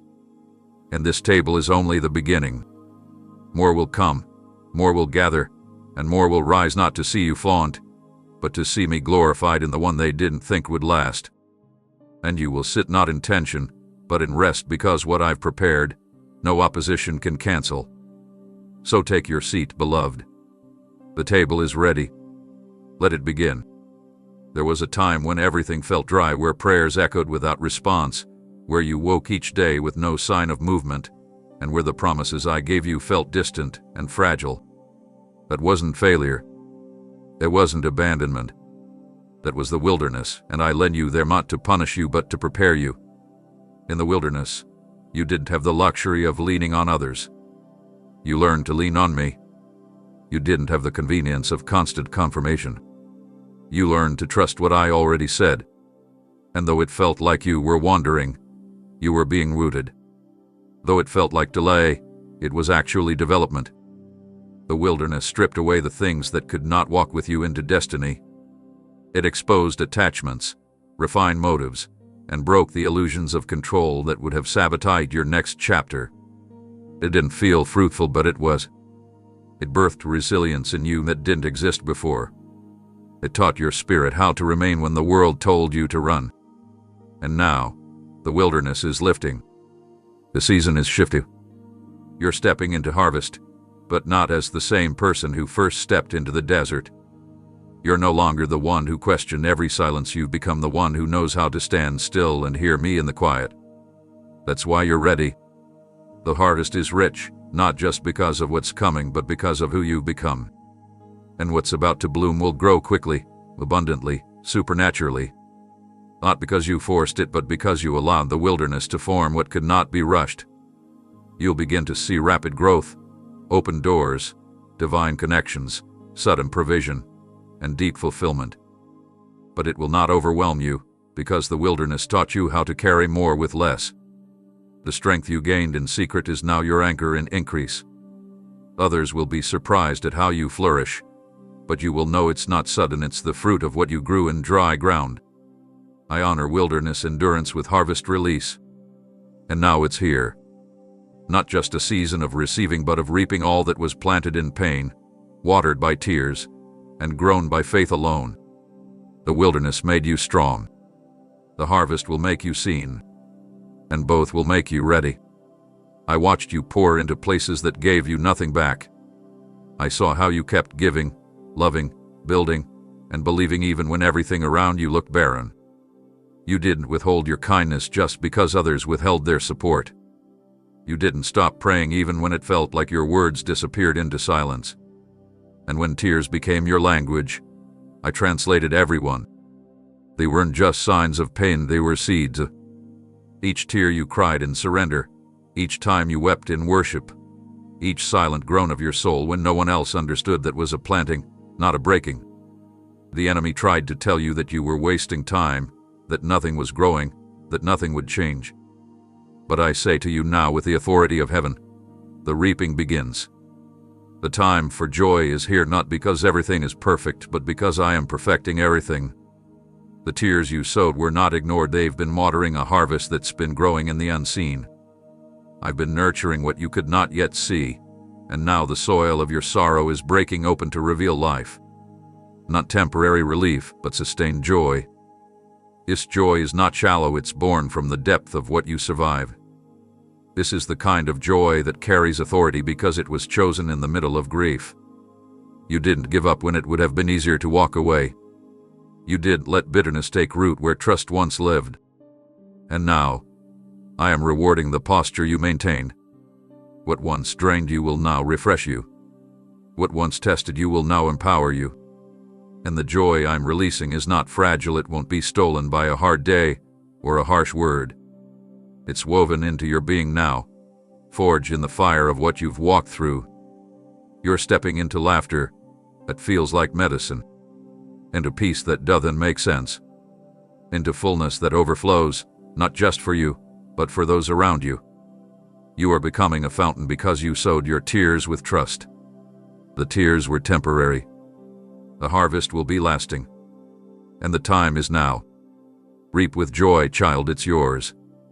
You've spent so long walking uphill, praying uphill, waiting uphill, that the idea of ease almost feels foreign. You've become so used to contending, interceding, pushing forward, believing against resistance, that your reflex is still to fight even now, even though the fight is over. But I need you to know this. What I am releasing into your life now will not require the strain you've grown accustomed to. You're entering a shift where the blessings are not behind you, not locked away, not on hold. They are already in motion, coming straight for you. They're not waiting for you to earn them. They are not reserved for another season. They are drawn to you because of the alignment of your heart. You've obeyed even when it was costly. You've stayed planted when uprooting would have been easier. You've chosen peace when chaos invited you into battle. You've walked with me, not for what I could give you, but because you've desired me above all. And now, the very things you've laid at my feet are springing to life and turning back toward you. You won't have to strive. You won't have to prove. You won't have to plead. The doors will open without a knock. The provision will appear before the need forms on your lips. The opportunities will find you, not because you broadcasted your need, but because your spirit has remained faithful in the unseen. I am sending resources, people, healing, favor, and increase. And they are not random, they are assignments sent to honor your journey. You'll feel the difference. You'll notice that this time, it flows. This time, you won't have to wrestle blessings out of dry ground. This time, your spirit will be in sync with mine, and the harvest will come to you because you have become magnetic to my promises. Not because of performance, but because of purity. You no longer have to chase. That season is done. The ones who chase are still trying to earn what I give freely. But you've learned to receive. And because you've postured yourself in trust, I now declare over you, surely, goodness and mercy shall follow you. They will overtake you. They will surround you. And when others ask, how did this happen? You will simply say, I stopped chasing and started trusting. Let it be known you are no longer a pursuer of blessings. You are a carrier of my presence, and my presence always attracts what is assigned. So breathe deep and rest your soul. Everything I promised is already in pursuit of you. You cried over closed doors that you thought were essential to your destiny. You mourned opportunities that slipped through your hands and grieved relationships that ended before you were ready to let go. At times, it felt like you were being pushed away, cut off, shut out without cause. You searched for where you went wrong, wondering if you missed a sign or made a mistake you couldn't fix. But I want to make this clear to you now. Those moments were not rejection, they were redirection. I was never pushing you out, I was pulling you higher. I wasn't withholding from you to hurt you, I was protecting what I've placed inside of you. Some paths were never meant to be walked long-term. Some voices that once surrounded you were too loud to let you hear mine clearly. Some places couldn't contain the growth I intended for you. So I intervened, not to punish but to preserve. You saw closed doors, I saw unsafe spaces. You saw silence, I saw a moment to reroute your journey into alignment with your calling. Rejection hurts, yes, but divine redirection heals. It restores what was almost lost in compromise. And now you're beginning to see what you couldn't back then. That what felt like abandonment was actually my hand shielding you from premature exposure. That the people who turned away were necessary subtractions to make room for kingdom additions. That what didn't work out was actually the evidence that I had something better that wouldn't cost you your peace to maintain. You don't have to resent those rejections anymore. You can bless them now.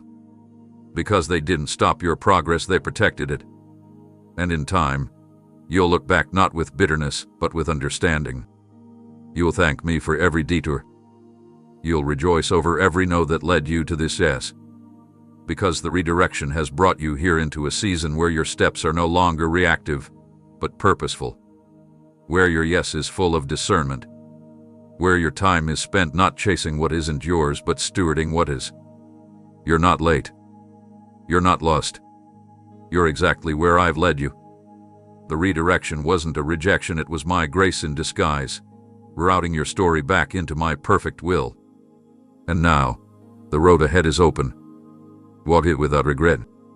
There were seasons where the pressure was relentless and the silence suffocating, and in those moments, you wondered if you were being punished. When doors slammed without warning, when relationships dissolved without closure, When your prayers seemed to vanish into the void, you asked, "What did I do wrong?" You searched your soul for errors, repented for things you didn't even understand, and carried the weight of shame that never belonged to you. But hear me now, with clarity and compassion. None of that was punishment. I wasn't punishing you. I was purifying the places where purpose and to walk. I wasn't angry with you, I was aligning you. I was removing the clutter, clearing the distractions, refining your motives, and carving out a path that could carry what I was about to pour into your life. You see, there were things in the road ahead that would have tripped you if I hadn't dealt with them in the quiet first. And some of those things weren't external, they were inside your heart. I loved you too much to let you walk into destiny with wounds that hadn't healed or pride that hadn't been humbled. I didn't send the suffering, but I used it. I used every delay to strip away what wasn't grounded in me. I used every loss to reveal what you were leaning on instead of my voice. I used the stretching to strengthen the muscles of your spirit so that when the weight of glory arrived, you wouldn't collapse under it. The purification process didn't feel sacred, it felt like being torn apart. But what was actually happening was a sacred cleansing, a divine preparation that made room for the real you to emerge. The you that's no longer defined by fear. The you that no longer needs validation to obey. The you that no longer seeks my hand more than my heart. That's what I was after, not your performance, but your purity. Not your perfection, but your posture. And now that the process has done its work, I'm lifting you. I'm calling you forward on a path that has been refined by fire and cleared by grace. You can walk freely now, without shame, without apology, without the weight of wondering if you're being punished.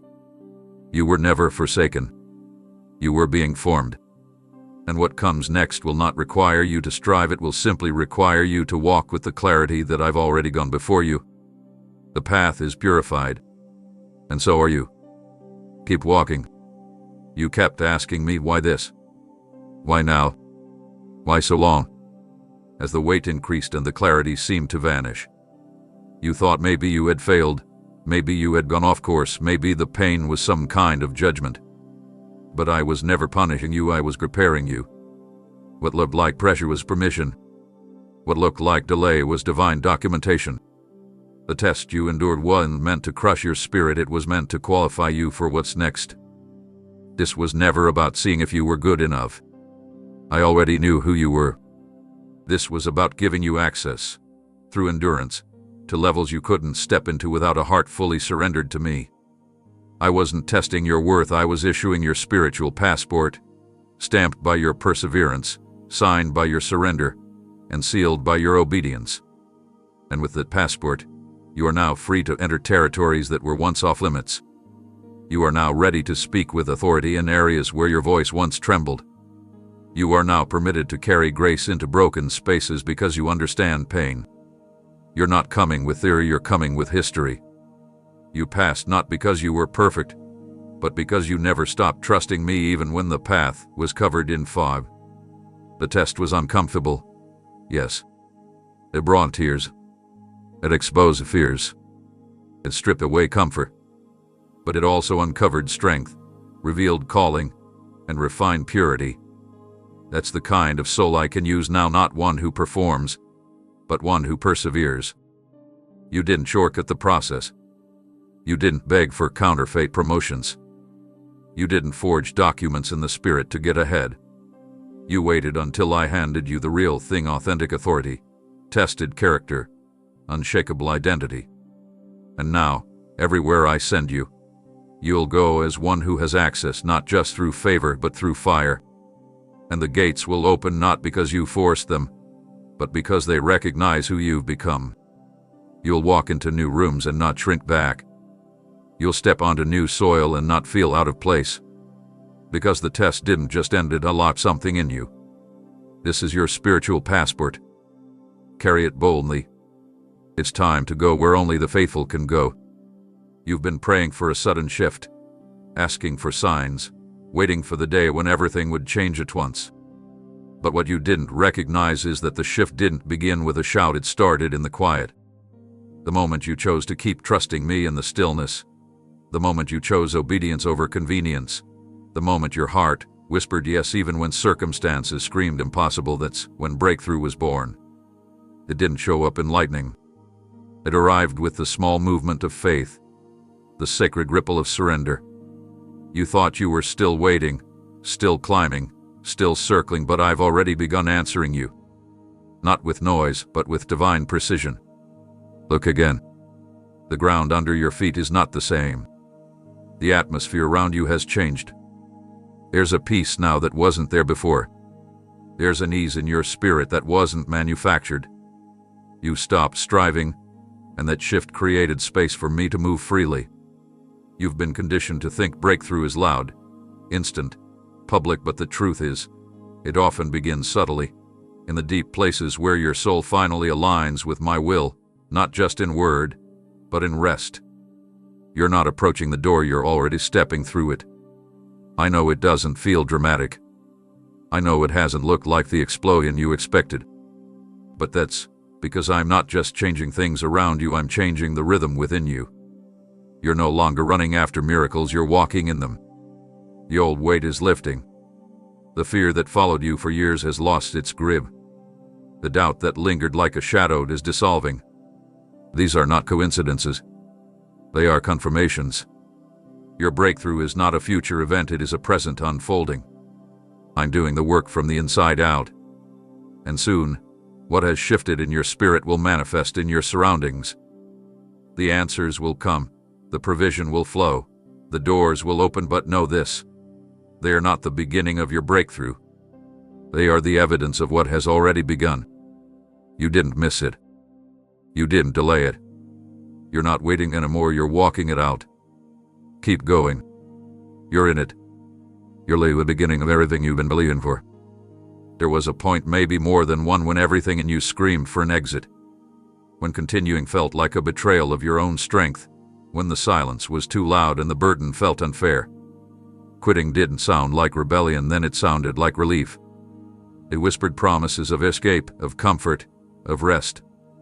But you didn't listen. You kept going. Not because it was easy, not because you had all the answers, but because something deeper than your emotion held you upright. And that something was me. I was the one who breathed courage into your lungs when fear coiled around your chest. I was the one who steadied your trembling feet on days when your soul felt fractured.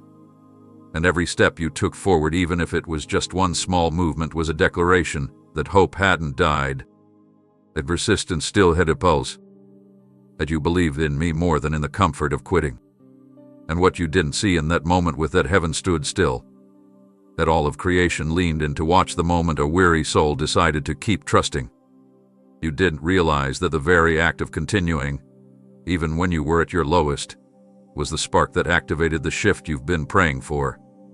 It didn't come when everything was in place, it came when you felt like everything was falling apart and you chose to move anyway. You've been asking me, when will things change? And I'm telling you now, they already have. The atmosphere began to turn the moment your feet refused to give into despair. You sowed forward motion into a frozen landscape. And now that ground is beginning to thaw. What once resisted you will begin to respond. What once seemed shut will begin to unfold.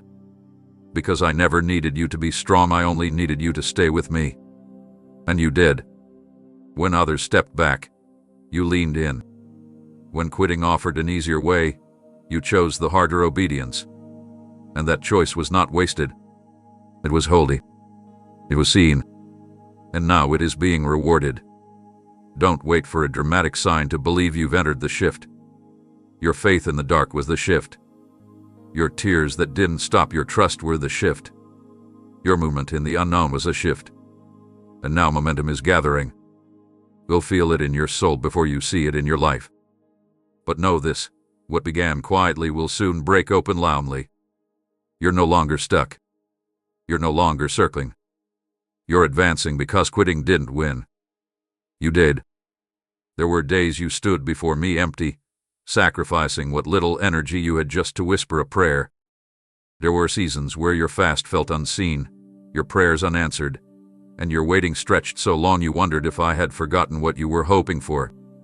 You gave up meals, moments, and comforts, not for applause, not for religion, but because your spirit longed for my movement more than your body longed for ease.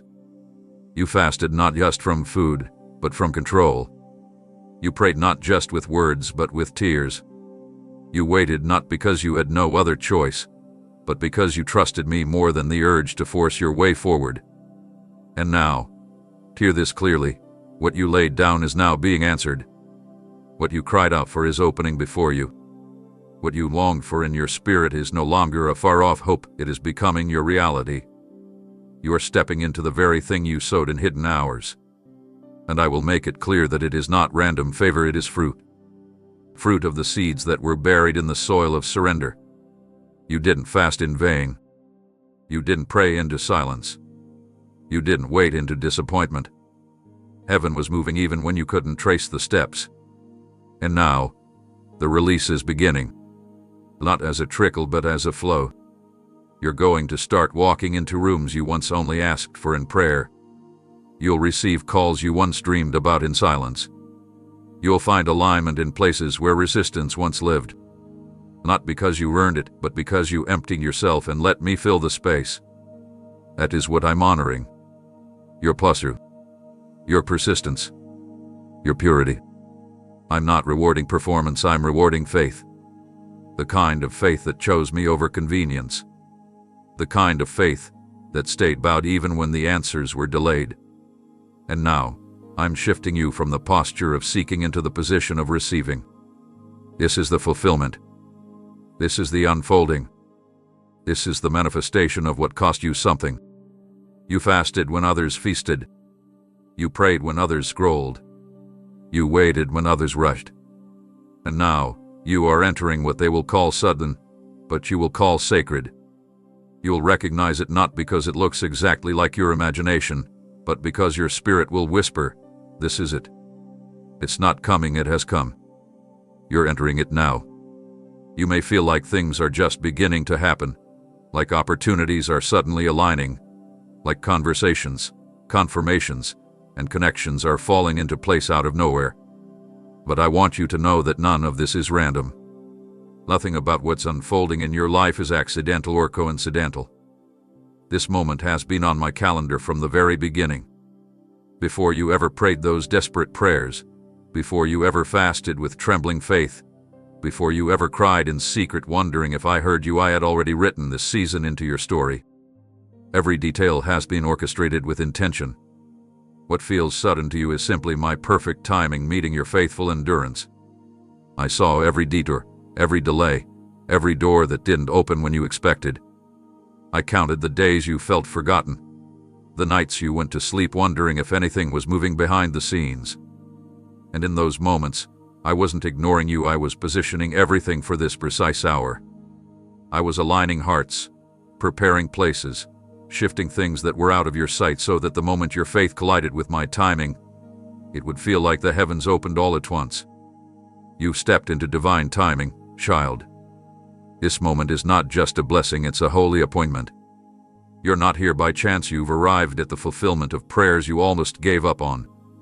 And now, I want you to recognize what's happening for what it truly is. This is not your effort producing results. This is my sovereignty revealing its design. You were never forgotten. You were being reserved. And this is why it took time. Because what I have prepared isn't just good, it's exact. It fits the shape of your calling. It matches the pace of your maturity. It reflects the depth of your surrender. To walk into this moment fully. Don't hesitate because it feels too good. Don't shrink back because you're used to waiting. You're not ahead, and you're not behind, you're exactly on time. The door that just opened was never locked, it was sealed for the appointed hour. And the appointed hour is now. Welcome to the moment heaven scheduled for you. There were forces working against you that you could feel but couldn't name, barriers you couldn't explain, delays that made no natural sense, patterns of resistance that wore you down and made progress feel like a distant hope. You prayed. You fasted. You stood firm. And still, it seemed like something invisible kept pushing back against your every step. You began to wonder if it would always be this hard, if maybe this kind of pressure was just part of your path. But I want you to hear me now, clearly and with power. I have cleared it. What once blocked you has now been broken. The spiritual resistance that rose up against your purpose has been dismantled by my hand. What you couldn't move through before, you will now walk through with ease, not because the challenge has disappeared, but because the unseen opposition has been removed. I saw how you kept pressing even when nothing moved. I watched how you refused to retreat, even when your progress seemed invisible. You didn't see what was happening in the spirit realm, but I did. You weren't wrestling against flesh and blood, you were contending for alignment in places that required my authority to intervene. And now I've stepped in. I've spoken into the realm that was trying to silence your momentum. I've driven out what tried to sit in the gates of your breakthrough. I've scattered what was gathering to wear you down. This is not just a feeling, this is a shift. You'll begin to notice it in how peace suddenly returns, in how strategies suddenly become clear, in how what once felt heavy now feels light. You won't have to push like before, because I've leveled the ground. Your prayers have been powerful. Your worship had been warfare. And now your praise will be a declaration of dominion. The way has been made clear not by human effort, but by divine authority. Don't second-guess the ease that's coming. Don't question why things are opening now.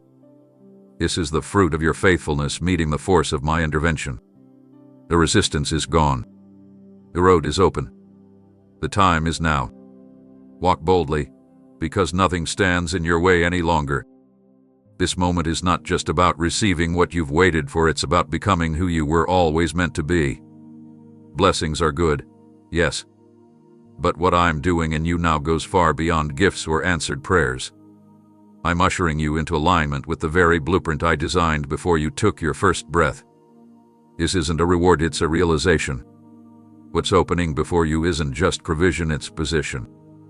You are stepping into the divine assignment that was prepared for you before the trials, before the losses, before the disappointment shaped your story. The long road behind you wasn't just a test, it was a path of shaping, chiseling, forming you so you could carry what I'm placing in your hands now with wisdom, not weariness. Every delay was a classroom. Every heartbreak was a refining.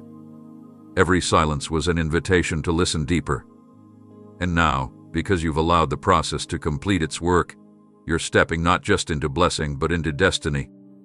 This is the space where everything begins to make sense, where what was once fragmented becomes whole, where the parts of your journey that confuse you now reveal themselves as necessary preparation.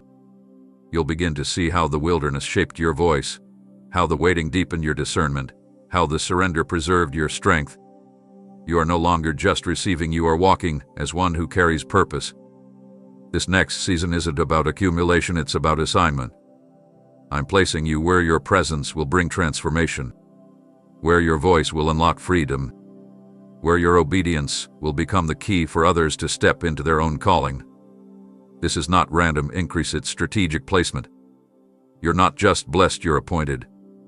And with that appointment comes a weight of glory that only those who've been tested can carry. You won't have to strive to hold it. You won't have to fight for it to last.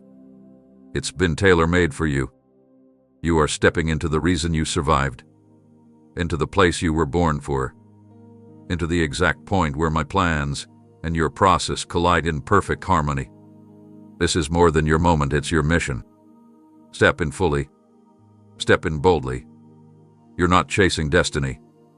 You've arrived in it. You didn't ask for the pain. You didn't welcome the breaking. You didn't volunteer for the betrayal, the loss, the loneliness, the fire that licked at the edges of your resolve. But what you didn't see then, what I'm revealing now, is that none of it was wasted. Every tear, every ache, every unanswered question carved out a deeper capacity within you. It created space for something you couldn't have held otherwise. You see, the authority you are about to carry isn't lightweight. It's not surface level. It's not built on talent, charisma, or visibility. It's built on survival. It's built on what you endured while no one was watching. The pain was not punishment. It was permission. It authorized you to step into levels of spiritual influence that cannot be faked. that qualified you in ways no title ever could. And though it hurt deeply, consistently, sometimes beyond what words could express, it forged in you a sensitivity that will now become a sanctuary for others. Because you hurt deeply, you will now love deeply. Because you suffered long, you will now walk in sustained compassion. Because you questioned everything and still clung to me, your voice will now carry power that silences storms in the lives of those who are barely hanging on. I allowed the fire, not to destroy you, but to refine the gold I buried in you long ago. And now, that gold is rising to the surface. You're not the same person who entered the trial. You're not broken, you're battle-tested. You're not fragile, you're fortified. And because you didn't let the pain harden you, it has instead crowned you with grace, with wisdom, with a discernment that no textbook could teach. You now carry a power that doesn't come from perfection, it comes from pressing through the places where others gave up. That's why I'm about to release you into rooms that require more than gifting, rooms that demand resilience, platforms that require depth, not performance, conversations where truth must be spoken in both fire and tenderness. You are ready, not because the pain has fully disappeared, but because the pain hath been converted into purpose. And now, you will walk into this next chapter with a quiet fire, one that was lit in the dark and refused to go out. This power is holy. It was born through agony, and it will be sustained by glory. Walk in it with reverence. You pain for it with your paying. Now carry it with your life. You remember the moments when your knees hit the floor not in victory, but in exhaustion. When you whispered prayers not out of confidence, but out of desperation. When even lifting your head felt like a battle, and hope seemed like a language you were slowly forgetting how to speak. Those moments were not wasted. They were not signs of your inadequacy. They were the beginning of a divine reversal I have been orchestrating all along. You see, what once broke you, I am now turning into the foundation of the strength that will carry you forward. The very things that made you tremble, those unspoken fears, those invisible wounds, those nights when no one knew how close you came to letting go, are now becoming the source of the unshakable resolve I am building within you. You no longer shake the same way. You no longer flinch at opposition. You no longer feel powerless where once you collapsed. Not because it doesn't hurt, but because you've learned to rise even when it does. That's what I'm honoring now. Not the absence of pain, but the presence of resilience. You didn't choose to be strong, it was chosen in you through every battle you stood through. And now, I'm redeeming every weakness by saturating it with glory. You will speak from places you once couldn't survive. You will minister healing where you once begged for relief. You will stand boldly in places that once made you tremble. And people will wonder how you do it, how you carry such peace, such clarity, such authority. And they won't know it came from the very pit you once thought would swallow you whole. You've been asking when the strength will come. But I say to you now, it's already here. You didn't notice it growing because it grew under pressure. It grew in silence. It grew through surrender. And now it's becoming visible, not to prove anything, but to fulfill everything I promised. The strength I've placed in you isn't for show, it's for service. It's not for applaud, it's for Him. And every place that once brought you to your knees in defeat will now become ground where you lift others to their feet in hope. This is more than healing. This is holy transformation. What weakened you is now your testimony. What shattered you is now your sword. What silenced you is now your sound. Walk forward in it. Let it rise. The strength you carry is mine. And it is enough. This shift you're feeling isn't about escaping the suffering you've known. It's not about pretending the wounds never happened or forcing yourself to smile through the scars. No, this is deeper, holier, more sacred. You're not stepping out of the pain like someone running from a battlefield. You're stepping forward with it, as someone who has emerged from war with the authority to speak healing into others. I've never asked you to deny what hurt. I've asked you to trust that I can turn it into something eternal. And now, that's exactly what I'm doing. You are stepping into a power that has been purchased in pain, forged in fire, and sealed through surrender. This power isn't flashy. It doesn't shout. It carries a weight that silences storms not because it's loud, but because it's true. You don't have to strive for it. You don't have to perform to prove it. It's already in you because I've placed it there through the very trials you thought would undo you. Every moment you remain when leaving felt easier, every time you prayed while you were still bleeding, every instance when you kept walking while limping inside, those were the places where power was quietly taking root. You thought you were barely making it, but what you were actually doing was allowing me to deepen your roots beyond what comfort could ever produce.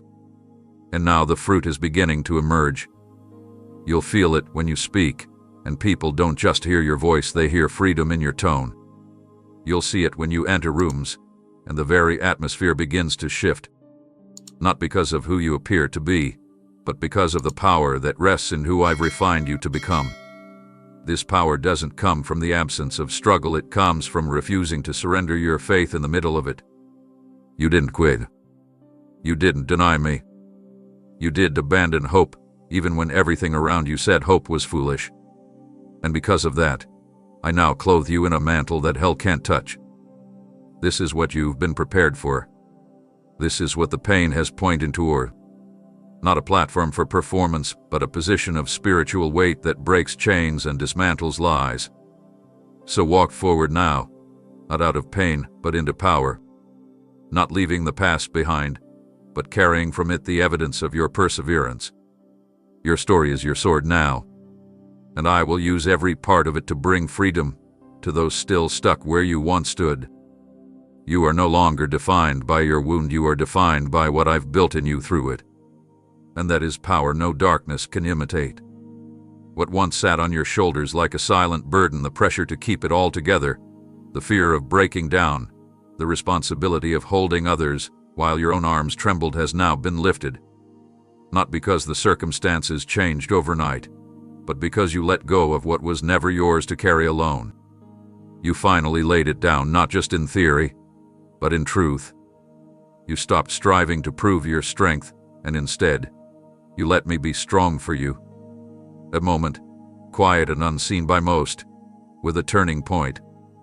That moment became the sacred exchange where I gave you something that weighs nothing but carries everything: oil.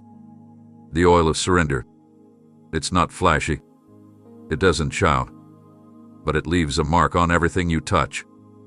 This oil isn't the result of perfection, it's the residue of every moment you knelt in raw honesty and said, I can't do this without you. It came from your deepest yes when nothing made sense. It flowed from your decision to keep trusting even when trust felt fragile. It poured from your willingness to be still when every part of you wanted to run. And now, that oil is flowing. Widely. Consistently. It's flowing into conversations you don't even know are waiting for your voice. It's softening hardened hearts, opening closed doors, and preparing atmospheres for divine encounters, not because you're trying harder, but because you've surrendered deeper. This oil can't be imitated. It can't be stolen. It can't be bought. It can only be cultivated through the breaking and the pouring out.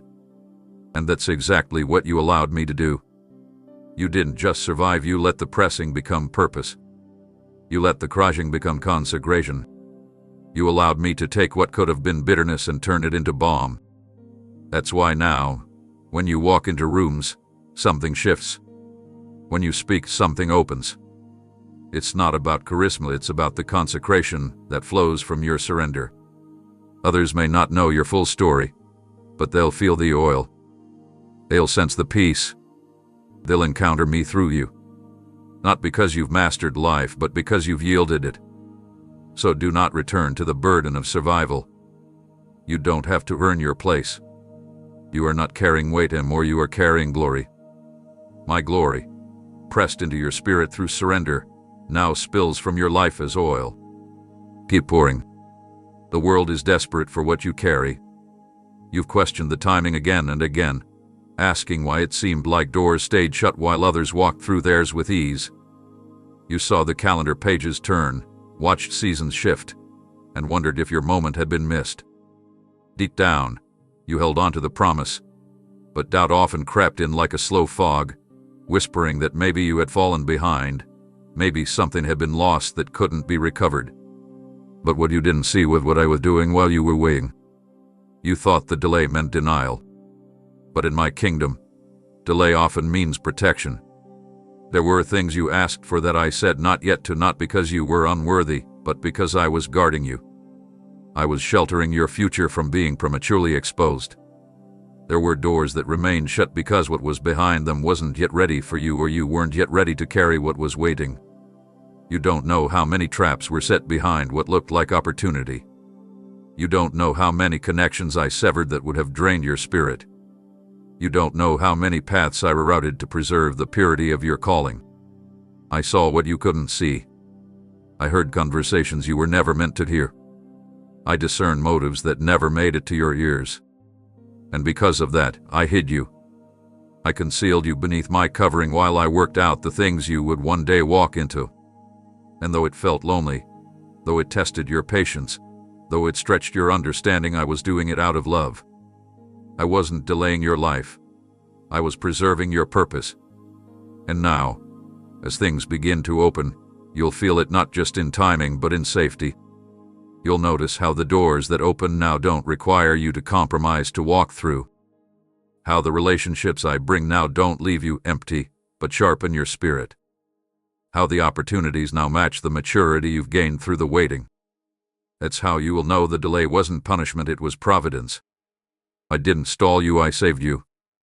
And now, with divine precision, I'm leading you out of preservation and into presentation. Not to prove anything to people, but to prove that what I kept hidden, I've also made holy. So trust this moment. Trust that what felt like being forgotten was actually you being set apart. And now, what I preserved, I will release. Fully. Safely. On time. There were seasons where you looked around and couldn't understand why others were being elevated, promoted, and publicly affirmed while you remained in the background doing the work, staying faithful, carrying dreams that seemed to sleep under silence. You watched as doors opened for others, as voices louder than yours received invitations, as platforms you longed for stayed just out of reach. And though you tried to rejoice, though you kept showing up in secret, though your hands never stopped building, your heart quietly wondered, why not me yet, Lord? Let me answer now, not to scold, but to reveal what I was doing all along. I wasn't overlooking you. I was hiding you, not as punishment, but as protection. Because the promise I've placed in you is weighty, sacred, and deeply tied to purpose, not popularity. I didn't want it exposed before your roots could hold the weight of its visibility. I didn't want your identity to become tangled in affirmation that wasn't rooted in truth. I didn't want you to be celebrated for something you hadn't yet been fully formed to carry. So I concealed you in the quiet. I kept you in the shadows, not because you lacked value, but because your value needed space to deepen. And while you were hidden, I was busy working on your heart, your discernment, your posture, your resilience. I was detoxing your spirit from needing to be seen. I was teaching you to crave intimacy with me over the validation of crowds. And now, the time of hiding is drawing to a close. You'll begin to notice how the same rooms that once closed to you are now opening on their own. You'll feel the shift not of striving but of being invited. You won't have to knock down doors. They'll recognize the weight you carry and open because you've been prepared. This time, you'll enter as one who's anchored, not chasing applause, not seeking proof, but simply walking in what I always intended. The visibility will come, but now it won't own you. It won't distort you. It won't pull you away from me. Because you've been hidden long enough to know that being seen by me is always enough. So when they ask, where did you come from? Your answer will be pride, it will be peace. You will say, I was hidden. And now I'm released. And that release will not just elevate you, it will reveal me. Because everything I hid, I did so for my glory. And now, what I protected, I will present. There were seasons where the stillness around you was deafening, where it felt like your prayers returned unanswered, where your obedience didn't produce applause, and where your words echoed into what seemed like an empty void. You questioned the point of your persistence. You asked if your voice even mattered. You wondered if your calling had somehow been put on pause. Yet even in that quiet, you did not stop speaking life. You whispered truth over yourself when no one else affirmed it. You spoke my promises over dry ground even when there was no visible fruit. You kept prophesying healing while still carrying your own wounds. That silence was not wasted, it was sacred training. I wasn't withholding response. I was shaping resonance. I wasn't ignoring your voice. I was giving it depth. In the stillness, your sound was being strengthened. What once trembled with doubt has now been refined into clarity. The silence taught you how to speak from the Spirit, not from noise. It taught you how to listen with more than your ears, how to discern with more than intellect, how to respond with wisdom instead of reaction. And now, because you stayed faithful in the quiet, I am releasing your voice with new authority. When you speak now, you will not just be heard, you will be felt. The echo of heaven will ride on your words. They will carry the weight of someone who has been through the silence and did not let it steal their song. Your voice will cut through confusion, not because you shout louder, but because your words are rooted in revelation, not reaction. There is a power coming from your mouth now that wasn't there before, not born from charisma, but from consecration. You paid a price in the silence. You stayed when speaking felt futile. And now I trust you to carry my sound. You'll speak and see things shift. Not because you've mastered vocabulary, but because you've been mastered by my Spirit. The stillness forged something in you that storms never could.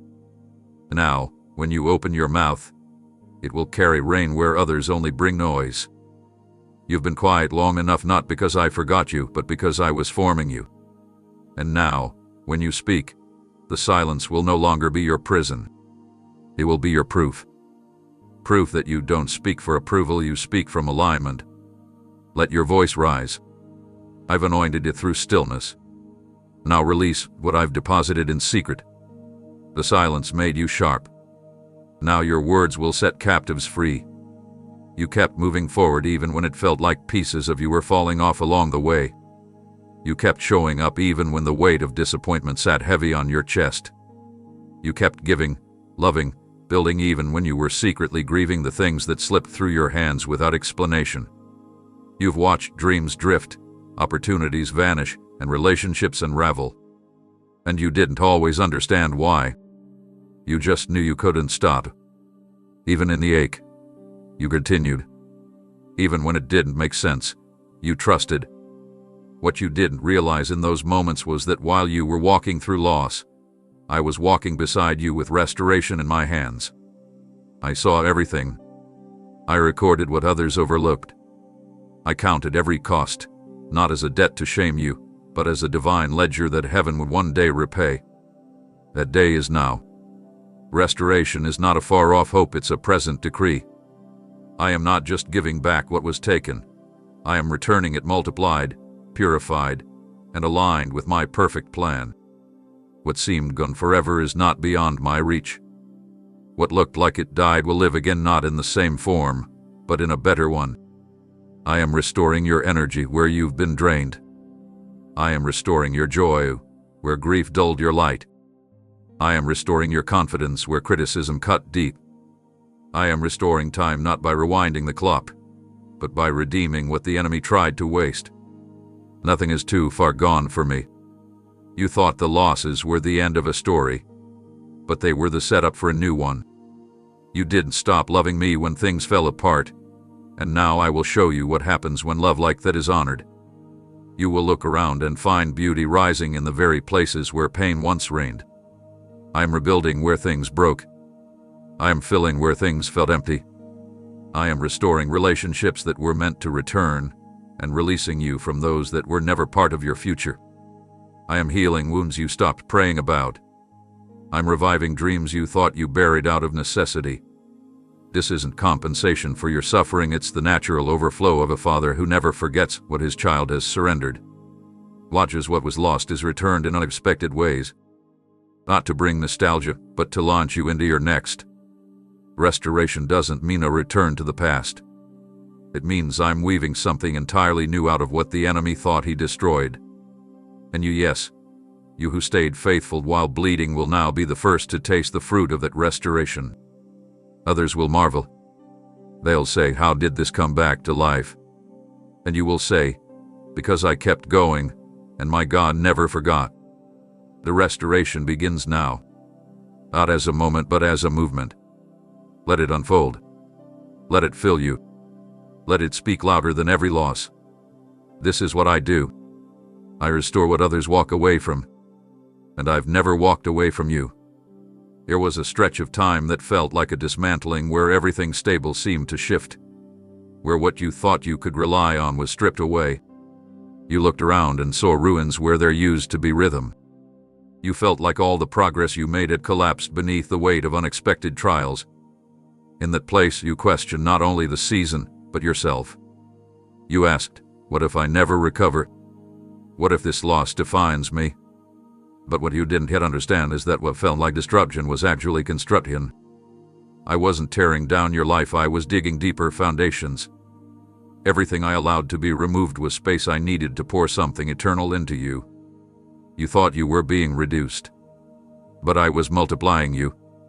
Quietly, intentionally, eternally. The season was not a tomb, it was a womb. What looked like death was a birthing process for the legacy I'm now unfolding through you. You see, your legacy isn't being formed in the spotlight. It's not made of applause or accomplishments.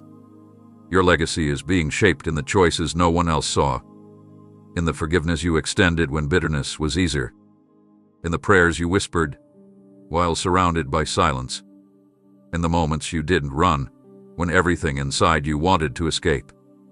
That is what builds something lasting. That is what I use to speak into generations you will never meet. You kept showing up. You kept loving when you were empty. You kept obeying when the path disappeared. And because of that, you become a vessel I can trust, not just for this moment, but for what's to come long after. Your legacy is not about what you collect. It's about what you've carried through the fire and still laid at my feet. The integrity you preserved, the compassion you cultivated, the truth you refused to water down. That's what heaven calls wealth. And now, I'm expanding your reach. Not just so you can be known, but so what I planted in you during the hardest stretch can now multiply through others. What you thought would end your story has now become the opening line of what I'm going to do through your name. Not a name built by ambition, but one made holy through surrender. People will not just remember what you did, they will remember how you made them feel my presence. They will speak of your consistency, your courage, your calm in the storm. And they'll feel it because it's real. Because it was built in tears, not theory. Because it was born in prayer, not performance. And I will use it. I will spread it. And I will seal it. You will look back not with sorrow, but with awe. Not because the pain didn't hurt, but because you will see how I wove power into it. The season that felt like your ending has become the foundation of a legacy you didn't even know you were building. Keep going. The world may not see it yet, but all of heaven does.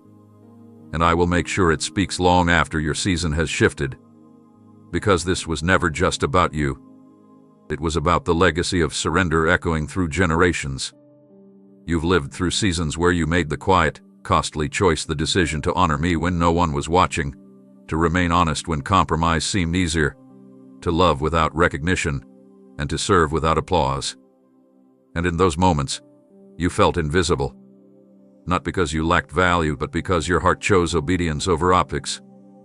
You saw others rise quickly by cutting corners. You watched influence grow where integrity had been exchanged for attention. And you silently wondered, does purity still matter? Let me answer you with clarity that shakes the dust off your soul. Yes, it matters.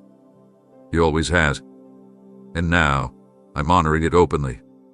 You didn't protect your name for attention, you protected it for me. You didn't guard your heart out of fear, you did it from reverence. You didn't walk away from temptation because it wasn't strong, you walked away because my presence meant more. That posture, that pattern, that purity, it has spoken louder in heaven than any performance ever could on earth. I wrote it down. I counted every time you said no to what glittered but wasn't gold. I stood beside you when it cost you relationships, when it led to misunderstanding, when it isolated you from circles you once longed to belong to. And though you questioned whether you were doing the right thing, your spirit stayed soft, and your eyes stayed fixed.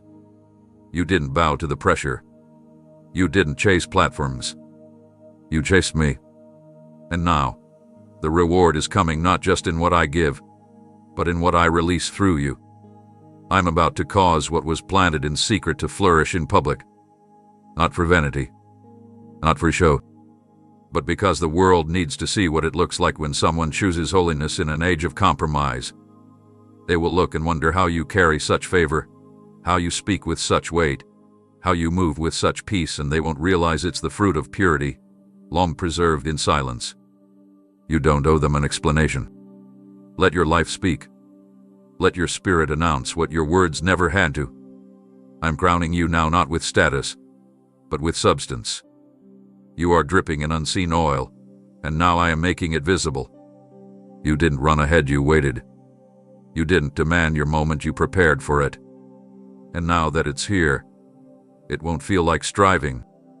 It will feel like rest. It won't feel like promotion, it will feel like purpose. This is what I give to those who choose me in the quiet, to those who walk away from shortcuts and remain faithful when no one is affirming them. You didn't just protect your heart, you preserve your calling. And now, I trust you to carry more. Not because of your perfection, but because of your purity. Not because of your influence, but because of your intimacy. What you stewarded in the shadows is now being entrusted with sunlight. What you laid down for me, I now return with overflow. Not for reward's sake, but because your heart is ready to carry it well. So walk forward, child.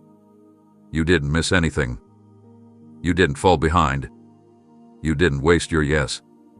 The reward of purity is not only near, it's now. Let it rise. Let it be seen. Let me shine through the life that refused to trade sacred for surface.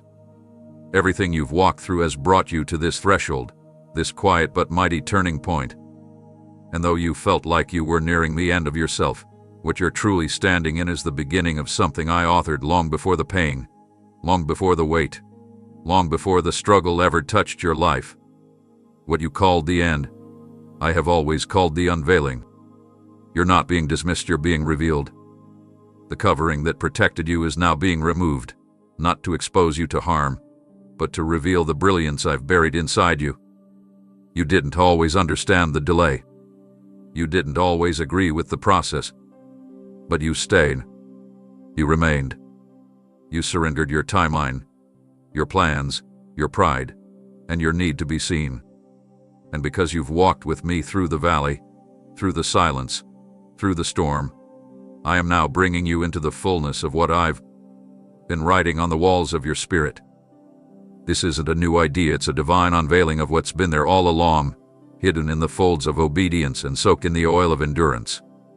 You're not stepping into something random.